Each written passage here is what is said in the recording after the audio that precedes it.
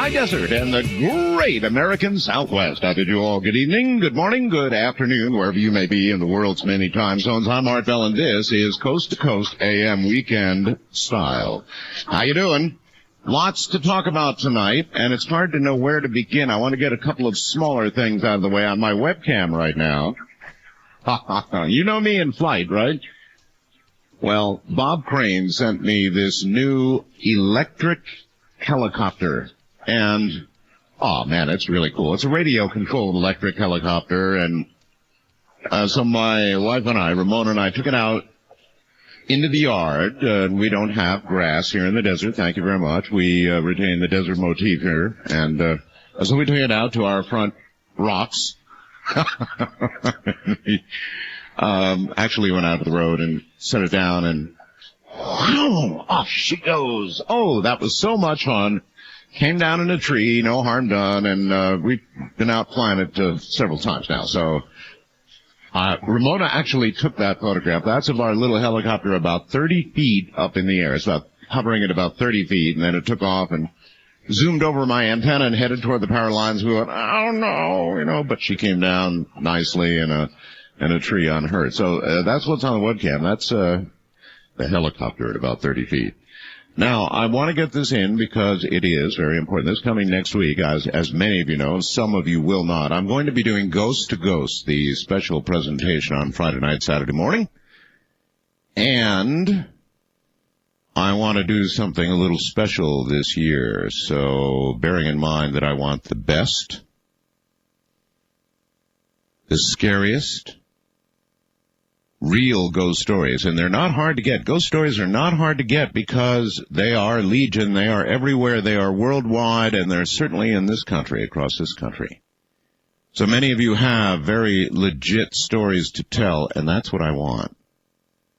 So in addition to taking calls from the audience at large, I'm going to ask that those of you that have really good ghost stories to tell on the air, please give me a brief synopsis. Now, that means brief, a paragraph or two, not the whole thing, but just a brief synopsis, and include your telephone number, and email this to me. I am artbell at mindspring.com. That's ARTBELL, lowercase, at mindspring.com, or even artbell at AOL.com. Either way, it'll get to me.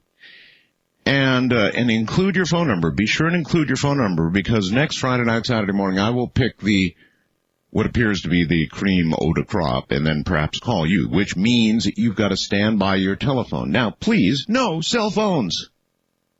Cell phones are defective, insidious, lousy-sounding things that should never go on the air. So try to make it a landline, if you would, please. But do send me that email with a brief synopsis, and don't forget the phone number, and we'll call you, and we'll sort of intersperse those calls with the audience at large, and that'll be Ghost to Ghost coming up. One you don't want to miss. Believe me, you don't want to miss it.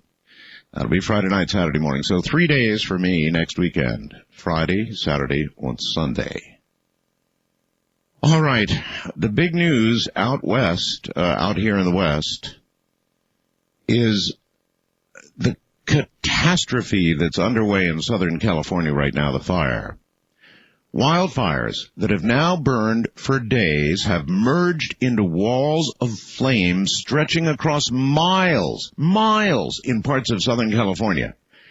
13 people dead so far, at least 650 homes. That number's going up fast. 650 homes up in flames. Overmatched firefighters are frustrated, as you can imagine. A wind that I told you about headed their way indeed got there, and now the latest forecast I saw on CNN indicated up to 45-mile-an-hour gusts for Monday as well. Not good. Not good. The state's largest fire in eastern San Diego County caused at least 9 deaths, including 2 died inside their cars. They apparently tried to escape the flames. That's a quote from the sheriff of San Diego.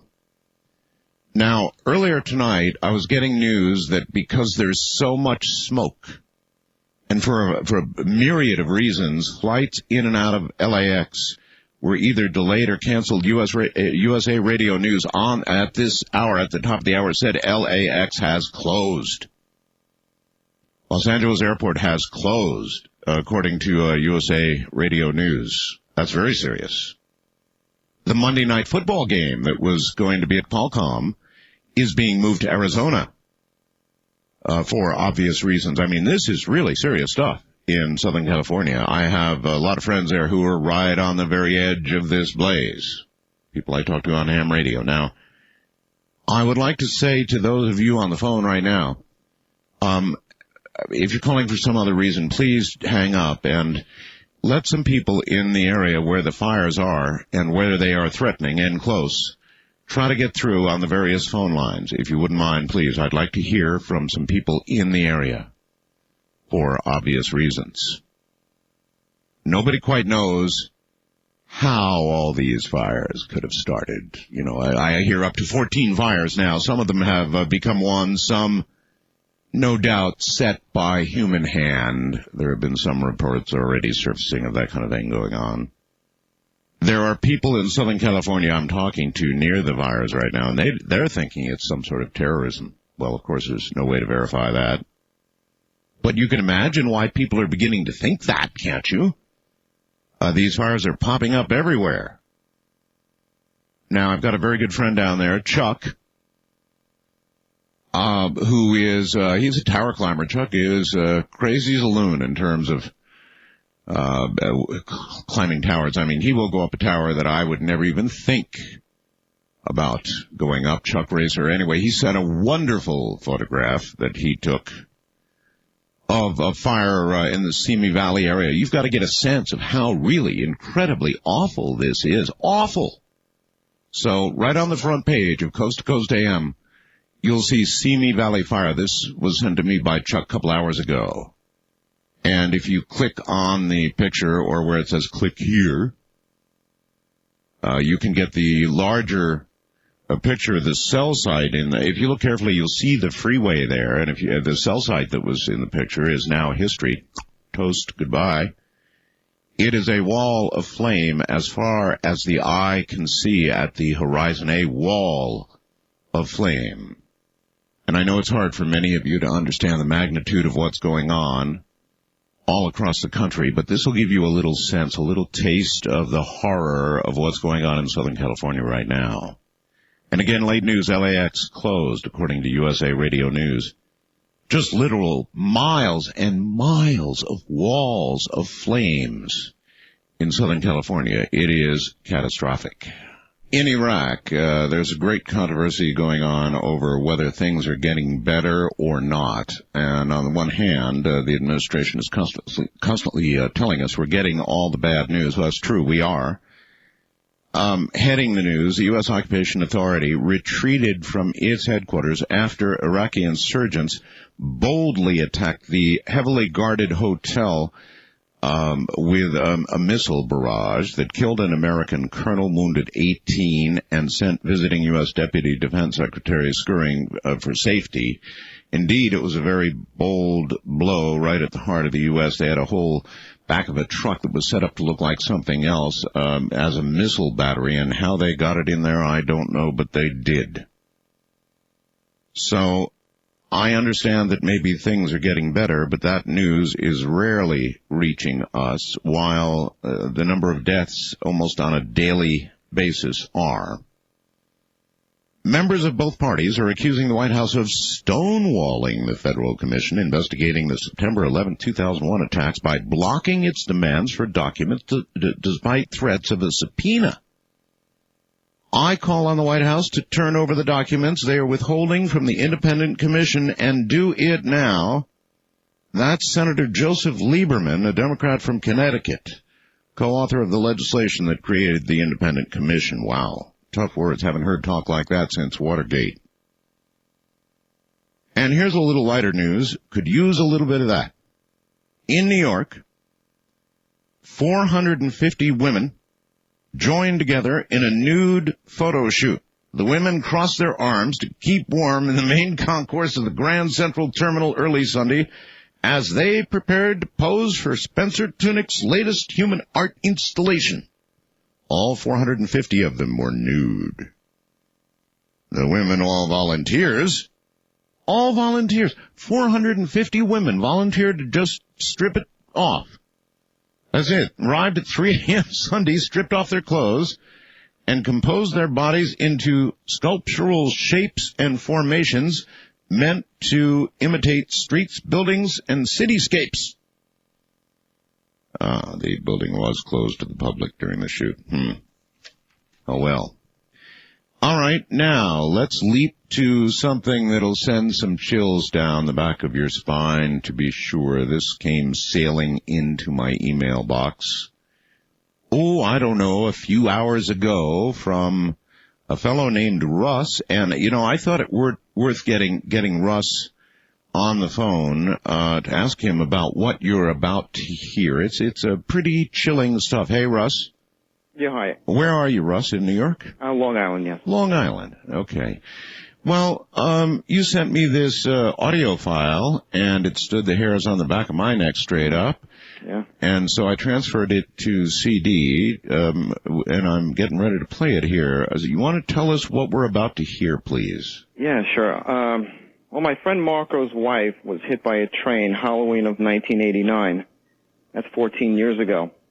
Now, that's interesting because it suggests in here my friend's wife that committed suicide, it says. Yeah, she got hit by a train. Was it suicide or was it? Yes, it was suicide. It was suicide, all right. Witnesses say she pulled in, she was sitting up front and all the other cars were behind her. And as the train was, coming up, she just nailed it and got hit. All right. Yeah. And what's the tape about? Well, I interviewed Marco's daughter because I thought it was kind of interesting. It was extremely interesting what he said. He told me that when it was difficult for him to tell the children that, their mom was dead. Of course. So, he had to, he got his mother for support, and so he took his mother over there. But he was telling them in the hallway of the house, and for some stranger, I guess the kids were just in the hallway, so he just was standing there and he was talking to them. And he says, Antoinette, he says, your mom is no longer with us. She died today. And the little girl, she says, no, Daddy, Mommy's right behind you. So he turned around, looked, and he, of course he knew she wasn't going to be there, but, he didn't see anything. But then she says, Daddy, don't you see her? She's walking right towards you, Daddy. Daddy, she just walked right through you. Uh-huh. This is what Marco told me. So I says, wow, you got to be kidding. So, and then she said, she went into the living room, and then she said she would come in and visit her at night and sit on the bed, not talk to her, pick up her chain. So I thought this was, what was that? This is a little 5-year-old girl. Right. Uh-huh. And so how did you requested to interview her? Yes, I children forget things, and I just figured I would get her over as soon as possible and interview her. So, so I did that. Marco brought her over one day, and I sat her down, and you'll hear the tape. Okay. Russ, thank you. Sure thing. Right, take care. And folks, here it is. This is a tape of a 5-year-old that you just heard Russ suggest he had recorded. It's pretty chilling stuff coming from a 5-year-old. Listen very carefully. I am talking about my mother died in October 31, Halloween, and it was raining out, and I was staying where Mommy was, and I was keep on looking out the window, and all of a sudden Daddy and Grandma came over, and they told me that Mommy died on the train, and I almost started crying. Oh, did you see Mommy at all, let's say, the past couple of nights, last night? Yeah, I saw her last night, too. What was she doing? She was picking up her dress like this. She was, holding her dress up because it was getting too long. Mommy was getting shorter and shorter, and she had to pick up her dress like this. Mommy was getting short, and she had to pick up her dress so she won't trip. If she trips, she'll trip through me. I mean, when you see her, do you see her as a regular person, or can you I could see through her whole body. You can see through her? Yeah, like she was standing in front of the bed. I saw the bed right through her. Oh. Okay, what was Mommy? I saw her in class. In class? Yeah. She was moving. Well, she moved my my notebook. And no, I didn't tell my teacher nothing because then I would have to go home. I see the social worker one day when I was in her office. I saw Mommy's spirit in Mommy's office. I was like, oh my God, Mommy's spirit could come in her office too? Social worker's office, you mean? Yeah, the social worker's office. Mommy's spirit came in. Mommy's spirit came in right in the social worker's office. I went, I said, Miss Janota, look it, I see Mommy's spirit. And she said she couldn't see anything. And I go, you can't see it because she always shows people that she trusts that she will tell nobody. And she only shows it to me, and that's the only person who shows to me. Okay, how about the weekends you stay at Wendy's? Does Mommy go to Wendy's house too? Yeah. She goes everywhere where I go. Everywhere you go? Yeah. Does Mommy move around Daddy's apartment? She only moves into, where you do, your writing, your laser face. She only moves into there, into my room, and then goes out the door into the living room. Answer, does Mommy see like those mascots Daddy put up in that room? And Yeah, she sees it. I was sleeping, sleeping, on my bunk bed, and Mommy just flew over there. I saw her, and she was going like this, trying to think. She was trying to think if, I could see her or not. And I don't know why she couldn't talk, but after, she stopped going like this, my voice started to get lower and lower, like, very low, and I couldn't, talk, because it was, I don't know if Mommy had magic spells or nothing, because I didn't even know, because it's so hard for me to know about my mother, because it's very hard. does Mommy tell you why she wanted nobody to see her but you? Well, because she thought that she was going to tell everybody that I'm seeing spirits, and she trusts me that I won't tell nobody that I'm seeing spirits except the social worker. And she thinks that you're going to be telling the whole world or something. Anything else you can remember you want to say anything? No, I can't remember anything else. All right, there you have it. That's pretty odd stuff to listen to, isn't it? And there are many ways, of course, that you could look at such a thing, and that would be that a child is seeing what a child wants to see, and that is Mommy still being there. Although the manner in which she described it, I found to be so dispassionate in a way as almost not to be a concocted story.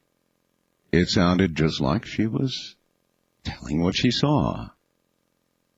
And she is but one of millions of Americans who have seen what appear to be ghosts. We don't know what ghosts really are. We really don't know. But I guess we're on a constant quest to find out, because it means a great deal to all of us, doesn't it? The sun is going berserk. There's no question about what our sun is doing. We have had X flare, X-class flare, one after another, some of them quite severe. And for the sun to be doing this at this point in the 11-year solar cycle is very suspect and very interesting and very unusual, and it is just literally going berserk up there on the sun. And, of course, such talk recalls things that Ed Dames has said in the past about our sun and what may occur one day. So, I don't know. I look at that, and every time I see the new chart, I go, oh, my God, look at that. It really is going berserk. This song is what I call, or what's being called, an earworm. I'll explain all about an earworm coming up in a moment. There's something really big in Campbell County, Tennessee. For the past 2 weeks, over 100 cats have disappeared or have been found half-eaten in Campbell County, Tennessee. Yesterday, the Campbell County, Tennessee Sheriff's Department officially opened an investigation into complaints from over 24 residents of the College Hills section of Campbell County regarding a large, smelly primate weighing in at better than 400 pounds. Today at 5 o'clock, WATE Channel 6 Knoxville reports that many sightings of a large, smelly primate have been reported during the past 35 years in the rural mountains of Campbell County, Tennessee, which is located about 30 miles north of Knoxville. A cryptozoologist showed images of skunk apes to several complainants in Campbell County, and it does appear the primate is either a skunk ape or some other undocumented creature related to the primate family. These sightings are from local native residents who are used to seeing bear, panther, and other large creatures in their area. They know what they're looking at, and what they're looking at is not one of the above. On the first-time caller line, you are on the air. Hello. Hey, how's it going? It's going okay, sir. Where are you? Okay, I'm in Fontana, California. I'm in between two cities that are basically in the midst of the fire. Oh, my. Okay. Yeah, basically I have most of my coworkers here have had to been evacuated from their homes, and you can't see the moon, no stars, and it's smoke. You can't see anything. It's hard to breathe, and it's just terrible over here. Yep, that's what I've been hearing, that it really is catastrophic. The nation right now is getting reports, but I don't think they exactly understand how dramatic and serious this really is. Well, it's difficult, for them to see because they're not right in front. I took a friend home yesterday, and I was probably 10, 15 minutes away from one of the main areas that were on fire, Old Waterman Canyon. That's one of the fires over here. It's basically off of the 18 freeway. Yes. And that one is tarred up about 300 homes or so. How's your weather there now? How's the wind at the moment? Right now the wind it's a bit on the calm side, but weather reports are saying it's supposed to be picking up probably by morning, and we got an advisory going till 2 p.m. tomorrow. All right. Well, they just closed, according to the network, they closed LAX. Just closed it all together, and they're moving Monday Night Football's game. It's a big deal. 650 homes, 27,000 I've heard without power. Do you have power? Yeah, we got power over here, but it's kind of been flickering on and off. We lost two major radio stations on the FM band, and they've been on and off. And one of the major ones that have like an 80,000 range are completely out. Yes, well, a lot of towers, of course, are located on, where else? Mountains, along with cell sites and the rest of it, repeaters, and they're all going up in smoke. Yeah. I appreciate and fire. Thank you for your call, sir. Hey, no problem. Right, take care. There's somebody from the area. It's really something to even contemplate the way it must be in parts of Southern California right now. Just a horror. First-time caller line, you're on the air. Hello. Hi, Art. Hi.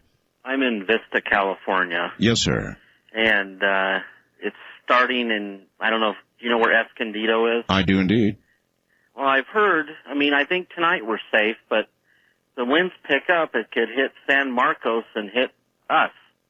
Oh, really? Yeah, and it's just the sitting on pins and needles. It's just getting to everyone. In the night sky, are you seeing from your location a glow in any direction? No, right now the wind is really good at 5 to 10 miles an hour, but they say tomorrow morning it's going to be picking up again. Yes, according to CNN forecast I was watching earlier, they're expecting up to, 45-mile-an-hour gusts later in the day, so that's not good news. Tuesday, at least, it should calm down, but that's a lot of fire between now and then. Yeah, and I have a coworker who had a house in Scripps Ranch that he was in the process of closing escrow on another house, and I think his house burned. Oh, boy. Yeah, Well, that's a lot of homes. 650 homes already. That's a lot of homes. it is. I appreciate your call, sir. Thank you. Thank you. And take care. People are beginning, as you can imagine, to speculate about the cause. I would imagine some of these were torched with human hands.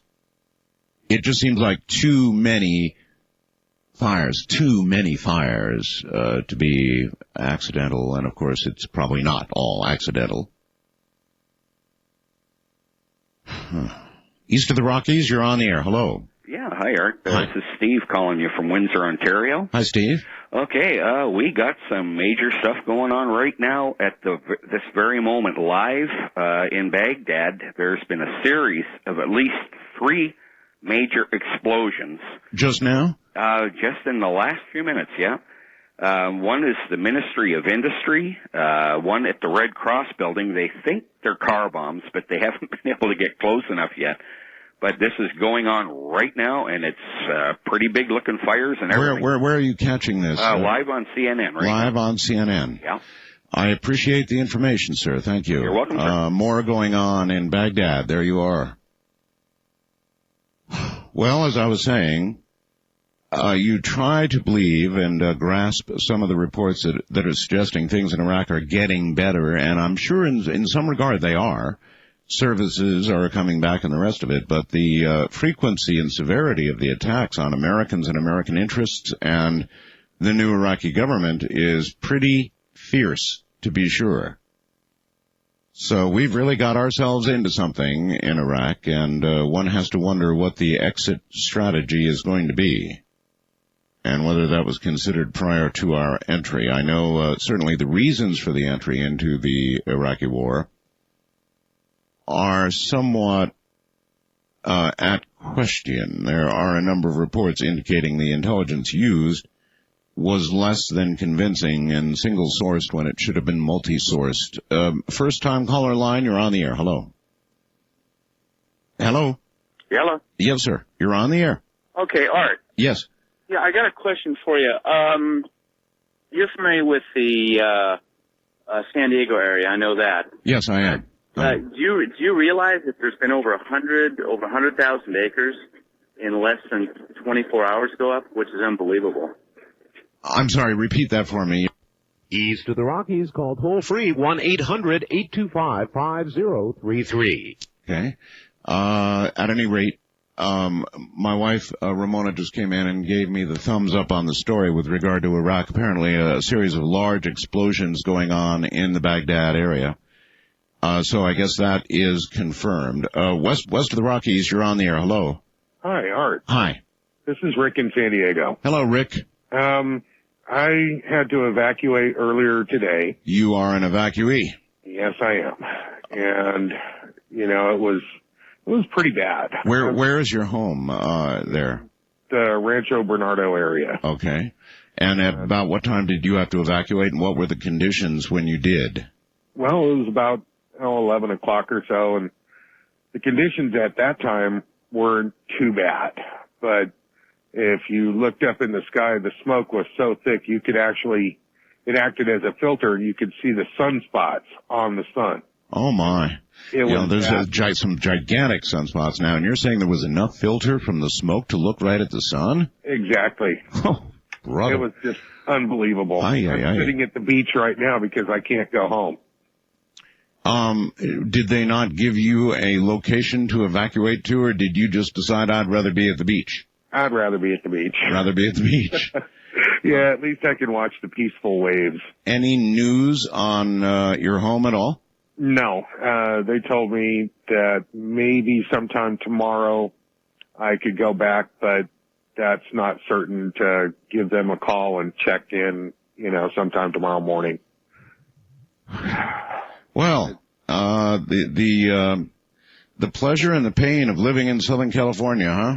Exactly. Every year. It's just been so incredible. When I got up this morning, my cars were all covered in ash. It was like rain. The ash was so thick, it was like it was raining ash. Do you have any personal theories on the number of fires? I mean, the fact that there are so many. Have any theories on that? Well, I happen to think that some of these, in fact, probably quite a few, especially in the San Diego area, were, set. I don't know about the ones up in northern, or central California, Fontana, whatever, San Bernardino. But, as of yesterday, we only had one fire, and that was out in Ramona. Mm-hmm. Now we've got half a dozen. Miles, literally miles of fires. Some of them are linking up. Otay Mesa blazed up today for no good reason. It's just way too mysterious. Well, I wish you well for you and your home. I hope your night at the beach is a peaceful one. Yeah, well, thank you very much, and I'm glad to hear you back on the air. Thank you very much. Take care. It'll give you a little sense of what's going on. Sometimes it's good. We're so detached in so many ways. We hear about things on radio, we hear about things on television, but we're so detached.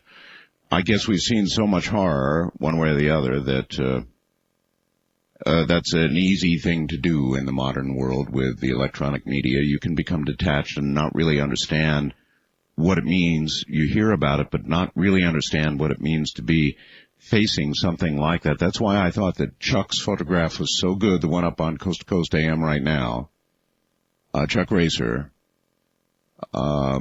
took this, and it'll give you a sense, I think, of what it would be like, to have a home and to see what's in this picture coming at you, coming directly at you. Just sit back for a while and watch the picture and imagine being there. Our first-time caller line, you're on the air. Hello. Hello. Hi. This is Moody in Claremont, California. Hey, this is a ham radio friend of mine. Hi, Moody. First-time caller. And thought I'd let you know that I have theories, but more than that, I wanted to talk about the goodness in people and how people came out here in Claremont. We lost over 50 houses last night. I know you were right on the line. I think when I talked to you, you said you were 20 blocks from the fire. Right. And I did go up and spend a lot of time at our emergency operations center. Within the first hour after we saw the fire coming over the hill, we had over 100 responders, emergency responders, sheriff's department, police departments from neighboring cities. It was just magnificent to see them come. And then the horror of watching people losing their homes and as we told them, they had to evacuate, mandatory evacuations. Yes. Yes. But it was good and it was bad. But you saw a lot of good in people. I mean, a lot of people turning out to help. Yeah, that was a big surprise. The way they turned out, how they got water up to the fire lines. There were too many people helping at times, but it was just very, very well done. Moody, you're an honorary police chief there, aren't you? I am on the police commission. On the police commission there. Uh-huh. Right. You said you had some theories. You want to air any of them?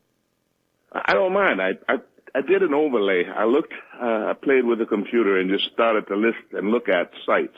Yes. Where most of these fires started. Mm-hmm. And I noticed that most of them started at major freeways that were entrances, major exits or entrances into Southern California. Look at Interstate 10, 15 going north, 10 east and west, Highway 26 going out through the valley. These were all affected. All of these fires were within a mile of those freeways. And they essentially cut off transportation in and out of Southern California. Yes. I've heard some people voice theories that there could be terrorist elements at work here. It could just be, as you point out, near freeways, so that's easy access to start it. You just, I guess, throw something flammable and go. And so surely the hand of man is involved in an awful lot of this. Maybe not all, but quite a bit of it. Too many fires at the same time like this. And I'm at the point now of making an assessment that all except one were man-made. All except one? The only thing I can look at that really wasn't man-made was the fire down at Pendleton from live fire rounds down there. Everything else seems to be man-made. Huh.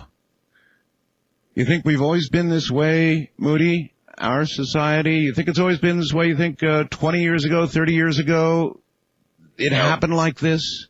No, I've been in the same neighborhood, the same house for 32 years. I've looked at fires in and out of California for many years. I've never seen anything like the firestorms we're having now, not the multiplicity. I mean, just multiple fires, and they're going off one behind the other, just enough time to get to the next site. But something profound has changed in society that we have this now and didn't then. Absolutely. Callousness about human life, about your neighbor or whatever.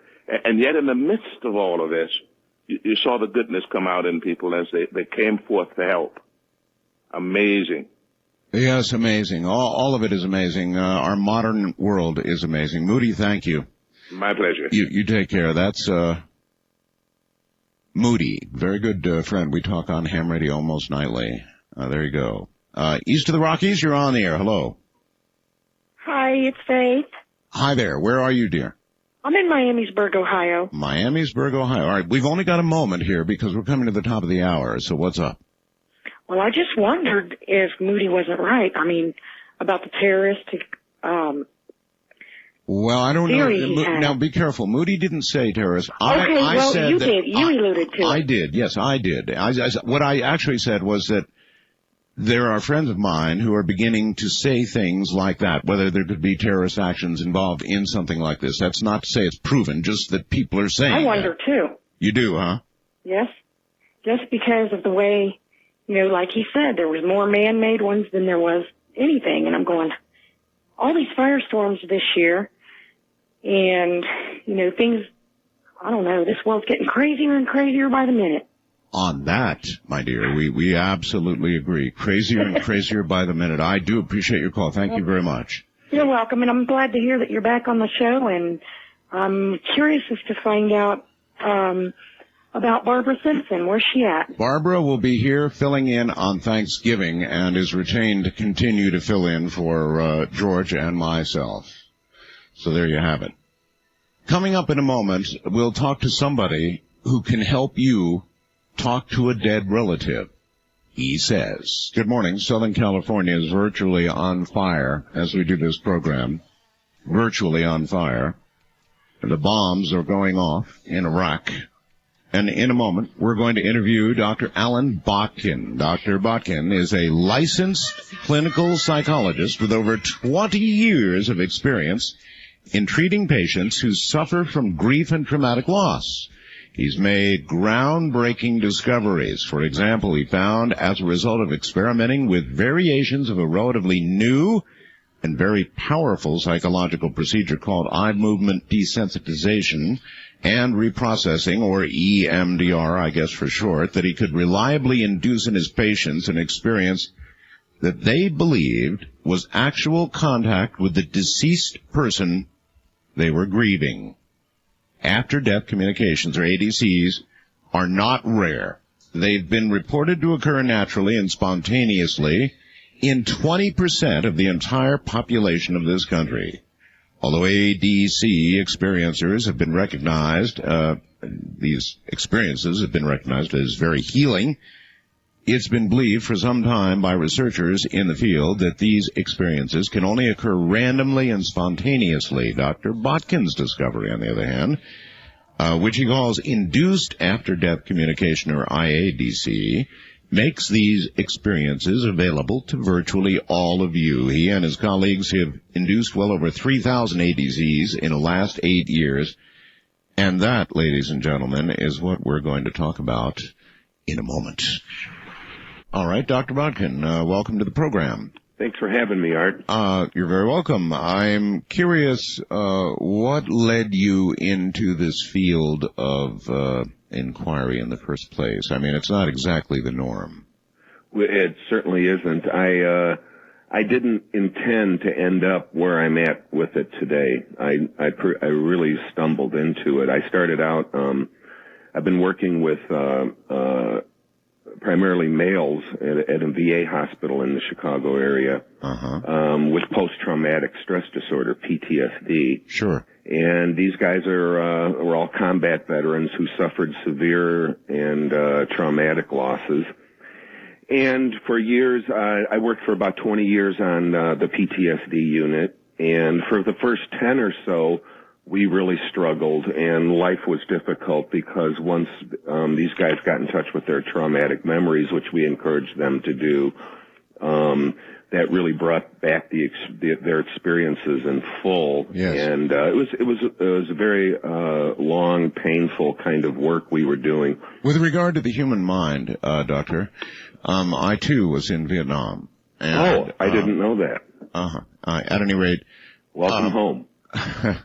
Thank you. There are a lot of painful memories, and I took a trip back to the Far East, almost went to Vietnam and contemplated going to Vietnam, and didn't do it at the last minute for reasons that I'm not even altogether sure of, but I just decided not to. What is it about the human brain that when you relive a very traumatic experience, as in war or whatever it is, that there is a process of healing? What is it about the human brain that is healed by that process? Well, as I was saying, at first when we were just talking about these traumatic memories, we really weren't doing a good job at healing them. But then EMDR came along, a discovery by Dr. Francine Shapiro in the mid to late 80s. And when we started using that, we were one of the first units in the country to start using EMDR on a regular basis. We found that for the first time we could fairly rapidly help people heal from their memories. One way of asking this is, why is it if Vietnam was 35 years ago, these guys are still, reliving, still thinking about it? Actually, given the intensity of the traumatic experiences that people have, of course they're going to remember it. That's not something you can put away in your mind and close a door and not worry about it again. They're so emotionally charged, and things in our environment and our everyday life trigger that and cause people with PTSD to then relive. Now, I've known a lot of people that have gone back and visited Vietnam, Vietnam vets, and they talk about, there being some kind of healing that goes with that. And I know other vets that would not even think about making the trip because they know on some level they're going to be triggered. Well, my question though was, what is it about either a return trip to Vietnam in that case or reliving an experience? What is it in the human brain as a psychologist?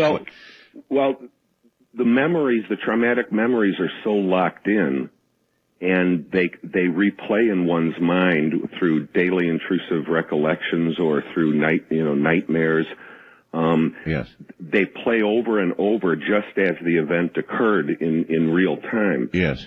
When one makes a trip to Vietnam and perhaps the guy would go to a place where a battle was, where he experienced a trauma, he would see that it's different. He would see that, what's going on in his mind isn't going on there anymore. So in other words, the reality of today erases the repeating old reality. Well, going back and visiting Vietnam, I don't think erases it, but I think it can help quiet some of those memories. And the only reason I say that is I've talked to a number of vets who did get some healing by going back. So it's a kind of a reprogramming. Yes, and that's what EMDR does much more rapidly. Okay, I've always wondered about that, why that would be a healing process, why it wouldn't just rip open an old wound, but instead it seems to... Well, generally at first it will rip it open. But then once it's ripped open, once that memory is accessed and the person then sees that, hey, this is all different now. Then it can heal. Then the person incorporates that new information into those old trauma networks in the brain. And that can help to some degree. I'm not saying it cures traumatic memories. I've had the going back part. Yes, I've had some nightmares about Vietnam, and I wake up in the middle of the night and I'm so angry about having the nightmares that I don't go back to sleep. I mean, I'm afraid to go back to sleep or something. I don't know, whatever. I just won't go back to sleep. It's like a real nightmare. All right. Well, anyway, you are doing research into people meeting their dead relatives and having encounters with them. Right. I've got a million questions, but I'll go with a few of yours. I mean, Jonathan Edwards, James Von Prague, I know James, he's a very good friend, George Anderson, all of these people claim to be able to bring us information from dead relatives. Yes. Do you believe that they are doing that? You know, before I stumbled into what I'm doing, and I basically stumbled in through it through experimenting on variations of this eye movement treatment. Yes. I stumbled into something that started to produce these experiences in my patients. Now, I strongly differentiate myself from, mediums like these folks because I don't have any special powers or gifts. I just have a technique that works, for my patients. But it sounds very much as though you didn't believe. Well, I certainly didn't believe. As a matter of fact, I thought it was all kind of silly until I started, talking to hundreds and then a few thousand patients who had very similar experiences to what these mediums were reporting. So I had to go back and take a second look. And it does seem that, some of these mediums do come up with information at times that goes way beyond chance. Oh, yes. And so I have some interest in that now, but I guess what I offer that's a little bit different is you don't have to go to a medium now, right, to have someone translate messages, and then then you don't have to think about whether was that a hit or a miss. Is he really doing it? You can have the experience yourself. Mm-hmm. You've done enough research now that you must have made up your own mind about the reality or not of what you're seeing. Is it real? Is it real, Doctor? Well, kind of what I believe isn't that. I'll answer that, but what I believe really isn't that important. What my patients and clients who have the experience, what they believe, I think is important. No, it's important to me. Well, it is important to me. After sitting there and listening to a few thousand of these, yes, and the conviction with which these people report their experiences, I have come around to lean towards believing that these people are really communicating with the deceased. Wow. Okay. I would have thought that if I had asked you a certain question, I could have probably ruined the whole rest of the interview. I would have asked you, I think, whether it would matter whether they're real or not. From your perspective as a psychologist, right, if a person went through a healing experience because they thought they had just communicated with a dead relative and right, all was well, or whether it really happened, wouldn't matter that much to you. It doesn't matter generally to psychologists when I present this information and I go give a talk somewhere. And sometimes I'll present one of my early cases where this just kind of popped out. And at first I didn't even know what it was. And I ask a room full of clinicians, well, what do you make of this? Yes. And people say, well, it works. You have something that works, or that's closure.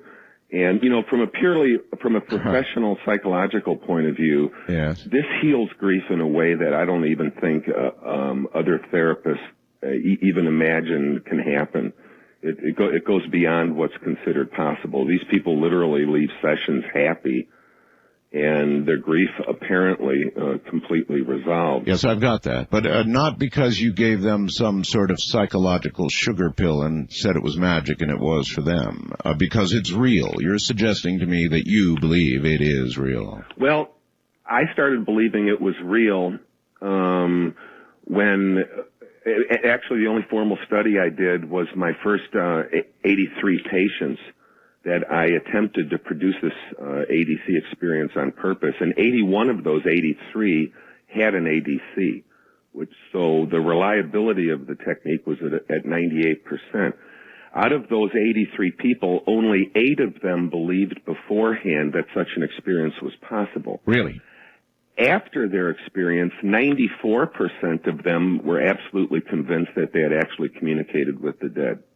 So there is something very, very convincing about the experience. Okay, here's something that bothers me, since I think I'm a believer, and I think you are too, apparently so. I read that scientists are able to produce in the human brain, with electrodes attached in the right way, dispensing the right amount of current to the right neurons. I really don't know about all of that, but they're able to produce in a human subject a near-death experience. Mm-hmm. The tunnel, the relatives there, the friends, the white, soothing, wonderful light, the whole ball of wax. They're able to induce that scientifically, and that makes me scratch my head a little. What about you? Right. And some of the people who make that argument about NDEs say that these brain mechanisms are triggered in a dying brain. Right. And that's why people have this experience. Well, when I first started inducing these, and I didn't know what they were, they sounded to me like near-death experiences, because in these ADC experiences, people frequently went through tunnels, and they very often saw people surrounded by white, beautiful light and all this kind of stuff.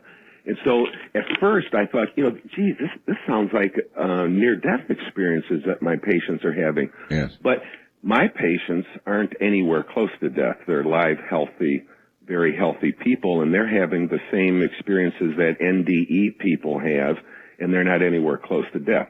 Plus, my other argument is just because a brain mechanism is responsible for an experience doesn't make the experience not real. If I go out in my backyard and look at a tree, certain parts of my brain are going to light up. That doesn't mean I'm hallucinating a tree. You see what I'm saying? Yes, I do. I think eventually, once our scientific understanding of this all improves, we're going to see this all goes together. Huh. All right. Exactly how do you induce ADCs? How are they induced in a person? Okay. That's somewhat complicated, and I'll give you the real short version of that. All right. All right. I started out by using standard EMDR, and then as I said, I experimented on some variations with EMDR. And MDR again standing for? Eye movement desensitization and reprocessing. I don't know what that means. Okay. EMDR was discovered by Francine Shapiro, and essentially her theory on it is it increases brain processing, information processing in the brain. When we dream at night, our eyes shift back and forth. That's why we call it REM, or rapid eye movement. Yes. Sleep. And when we dream, it appears that our brain is actually processing more than when we're awake, or at a higher speed. Huh. It seems like that increased processing causes our eyes to shift when we dream. Now, the discovery of eye movement seems to be that if you take a fully awake person and get his or her eyes shifting back and forth, we cause the brain to go into that high processing mode. And at first I really didn't buy that when it first came out, but that fits all clinical experience. But it doesn't fit with the process of sleep, does it? In other words, I thought the human body, when we're asleep, is supposed to be resting, recuperating, regenerating, etc. Well, we do, and we regenerate and we restore, but part of our restoration comes from that a lot of work our brain does when we're dreaming and we're sleeping. Maybe our brain is defragging. Yeah, I think that's a good way to put it. And the discovery of eye movement seems to be that we can utilize that mechanism that occurs during dream sleep when people are awake. We can tap into that and use it.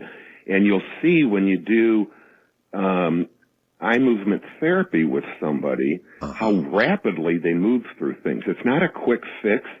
If you want to help someone with a particular psychological problem, you generally have to go through steps A, B, C, and D, let's say. Is there any way to quantify the difference? I mean, do I go from a 100 megahertz old clunky computer to a Pentium 4?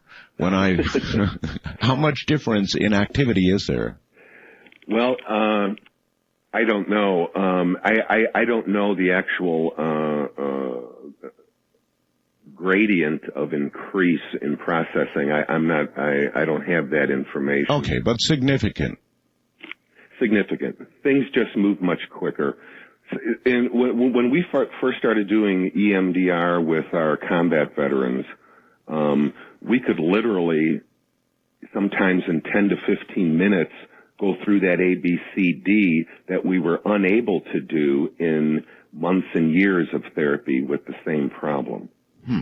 People just move through it more quickly, which then provides clinical evidence that our brains are indeed processing at a much higher level.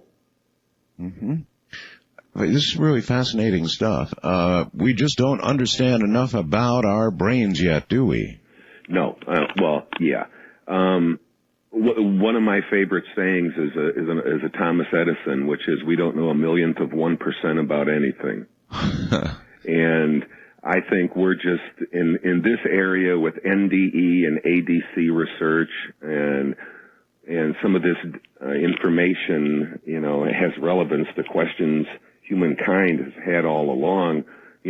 I think we're really just getting started, really taking a look at what's going on in the brain, what's going on, with different systems. Are a lot of doctors now beginning to leave the physiological explanation and beginning to join you in believing, either quietly or publicly, that something really is going on beyond the physical? I offer a challenge to all skeptics, scientists and non-scientists alike, and I don't think by verbal argument I can get anybody really to buy what I'm saying, but my challenge is you come and have the experience yourself. That's a good one, too. Doctor, you got to hold on. Sure. We'll continue after the bottom of the hour here. We're facing the clock, which will not wait. From the high desert, I'm Art Bell. Hi there, Dr. Allan Botkin is my guest. We're talking about communications across the veil, not just across the street, city, or the world, but across the veil that separates life and death. And we'll be right back. I recall a 60-minute story about a woman who had an aneurysm in her brain. I'm sure you recall this. And they killed her. They iced down her body until all vital signs stopped.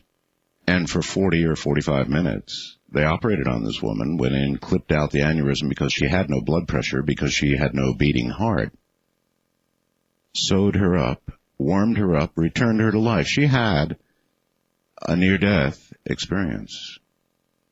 And I recall they interviewed and of course everybody, it was 60 minutes, but maybe she didn't have an NDE. I just really can't remember. But they interviewed a doctor about the whole affair, and the guy from 60 Minutes at the end of the piece was like shaking his head. He was going, where was she for that 40 minutes? And then they interviewed some doctor, and the doctor said something like, well, here's what happened. The brain is dying from the outside in. And as that process occurs, dopamine is released so that the person's having a pleasant experience. And what they're seeing is indeed a center light, the center of the brain, as their brain shrinks toward complete death. That's what doctors like to say. And you suggest, doctor, that they ought to come have this experience before they say too much, huh? Yeah. Whether it's an NDE or ADC or induced ADC, there's something, like I said, that's very convincing about it. And whether you begin as a skeptic or a believer, it's very, very convincing. All right. Let's try again. How specifically do you induce an ADC? Okay. As I was saying before, first of all, I changed the way I did eye movement. So I'm not talking about standard EMDR the way it's taught. All right. I changed it considerably. And essentially what I did is I began eye movement by going after what I called the core affective issues, the core emotion.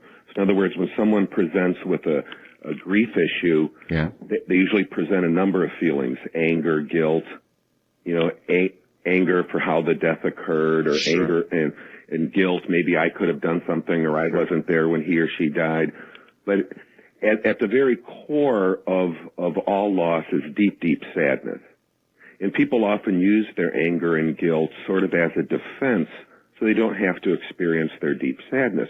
Well, what I started doing, and I call it core-focused EMDR, is I began EMDR sessions by going right after the core sadness. And when I did that and was able to successfully process that core sadness, essentially we were done, and the more protective feelings of anger and guilt vanished without even being directly addressed. But I'm actually still not understanding the medical thing that you're doing. Are you putting a person in a certain state? Are you creating the state? What? Okay.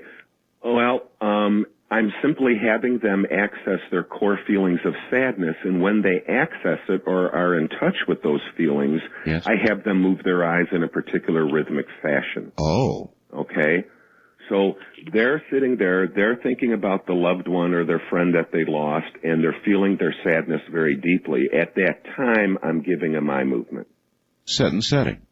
Like with the old drug thing, set and setting. In other words, you're putting the person in that particular setting of remembering this sadness and addressing this sadness, and then you're starting their eye movement. And you're actually instructing them, this is eyes open, awake stuff? They're wide awake. They're wide awake. We're using that part of the brain, I believe, that operates when we're dreaming, but we're using it while they're wide awake. And you're instructing them how? You're saying, I want you to start looking left and right rapidly, or? Yeah, well, there are different ways of doing it. I have them either follow my hand or something I move in front of their face, and so their eyes are shifting rhythmically. This is then while they're re-experiencing their sadness. This is then almost like a hypnotic. Well, EMDR is different from hypnosis, I believe. As a matter of fact, I think it's the opposite. And I've had a couple people disagree with me on this, but I think most people who are familiar with both EMDR and hypnosis think of them as different. If you think of what's going on in your head, your consciousness is like a projector in a screen where it's always like the film's always running. You always got something going on in your head. What hypnosis does is it slows down the projector, so you can even stop it on an individual frame, and that's why people use hypnosis to recover memories. Of course, the problem with that is you can also create false memories by putting things on that film that don't belong there when you're in that highly suggestible state. Right. EMDR, on the other hand, actually, by virtue of the fact that it increases brain processing, it actually gets a stuck projector rolling again. And the reason I say that is guys who have traumatic memories, they're stuck in a moment in time when this awful event occurred. Well, then how would you characterize medically the state that you're inducing? And if not hypnosis, then? Well, I would just say it's increased information processing in the brain. We're speeding things up. Got it. And there are even neuroimaging studies, some preliminary studies in the field that indicate that actually different parts of the brain light up pre and post EMDR. The part of the brain that lights up prior to EMDR, when the person accesses a memory, it's the older, deeper structures where the fight or flight response is, and it's kind of a here and now knee-jerk kind of response. After EMDR, when a person accesses the memory, the higher parts of the brain light up, where it becomes more of an abstract kind of memory. It takes the reliving component out of it. EMDR does not erase a traumatic memory from one's mind, but it takes the reliving component out of it. I've had guys say after EMDR, he says, this is strange, but, it feels like it's 30 years ago now. It doesn't feel like it happened yesterday. And you're getting this in an extremely high percentage of patients tried. Yeah. Now, there's one more step to this whole induced ADC thing. All right. Once I started doing this core-focused EMDR, I found out that about 15% of my patients were reporting these ADC experiences. Oh, so you stumbled into the ADC? I completely stumbled into it. And when my first patient had one of these experiences, I thought he had just hallucinated. I didn't even know what an ADC was. I wasn't taught that in graduate school, and I don't think anybody still is. All right. So when that started happening about 15% of the time, these guys left the office, these patients, feeling way better than the guys who even fully processed their memory. Go back to patient 0 for you. What happened? What happened? Tell me about it. Okay. it's a wonderful story, and it's the subject of I will discuss it in my book. Hopefully, I'll have a book deal soon. Okay. Well, he came in complaining of what? Okay. There's a story here. Do you want to hear the whole thing? You bet. Okay. This vet, we'll call him Sam. Okay. Sure. When Sam was in Vietnam, he got really close to little orphaned Vietnamese girl, about 10 years old. Mm. All right. And they developed a very close relationship, kind of like a father-daughter kind of relationship. And this little girl, we'll call her Lee, she reminded him of his sisters growing up. And he got very close and very fond of her and so on. Well, he decided at some point, even wrote home to his wife and parents, and he said he wanted to adopt Lee and bring her back home. Mm-hmm. Well, he wasn't aware of the fact that the U.S. government was very likely not going to allow that, but he had made plans. Well, one day orders came down that all the local orphaned Vietnamese kids had to be shipped off to a distant village where there was a Catholic orphanage. Mm-hmm. So one day, Sam and some of the other soldiers were loading about 12 little kids up on a flatbed truck to be taken away, and Sam was all broken up. He realized he might not see Lee again, and so on and so forth. And it was right around that time shots rang out, and a sniper was shooting at him. And so bullets were zipping over everyone's head, so the soldiers pulled the kids off the flatbed and onto the ground to a point of relative safety. And as soon as the shooting started, as quickly as it started, it stopped. Somebody got the sniper, or the sniper ran off, I forget. But they started loading the kids back onto the truck, and they were getting the kids up, and Sam noticed he didn't see Lee anywhere. And Sam walked around to the back of the truck and saw Lee laying face down with a spot of blood on her back. And when he rolled her over, he saw that, a single bullet had gone through her back and, blew the front part of her torso completely open, and she was dead. Mm-hmm. And that was really the cause of Sam's psychological undoing at that point. And he became very angry. His pretty much lived the rest of his time in Vietnam in a full rage to protect himself from that deep loss. And when he came home, he pretty much isolated in his basement, and even avoided his own daughter, who reminded him of Lee. And but anyway, he came in and he presented this in a group situation, and we went to sit down to do eye movement, and I went right after his sadness. And another thing I do differently from standard EMDR is I always have my patients close their eyes after I give them a set of this eye movement. Yes. But anyway, we were working on his sadness, and he at one point closed his eyes, and all of a sudden this big smile came over his face, and he's sitting there with his eyes closed with this big smile across his face. And I thought that was kind of unusual. I had never seen that before when you're working on something, a loss this awful. Sure. And, but anyway, he opened his eyes. He said, "I saw Lee. I talked to her." I said, "What?" Huh. And he said, "Yeah, she appeared to me as a 30-year-old woman, fully grown. She was beautiful. She was in a long white gown. She was surrounded by white light."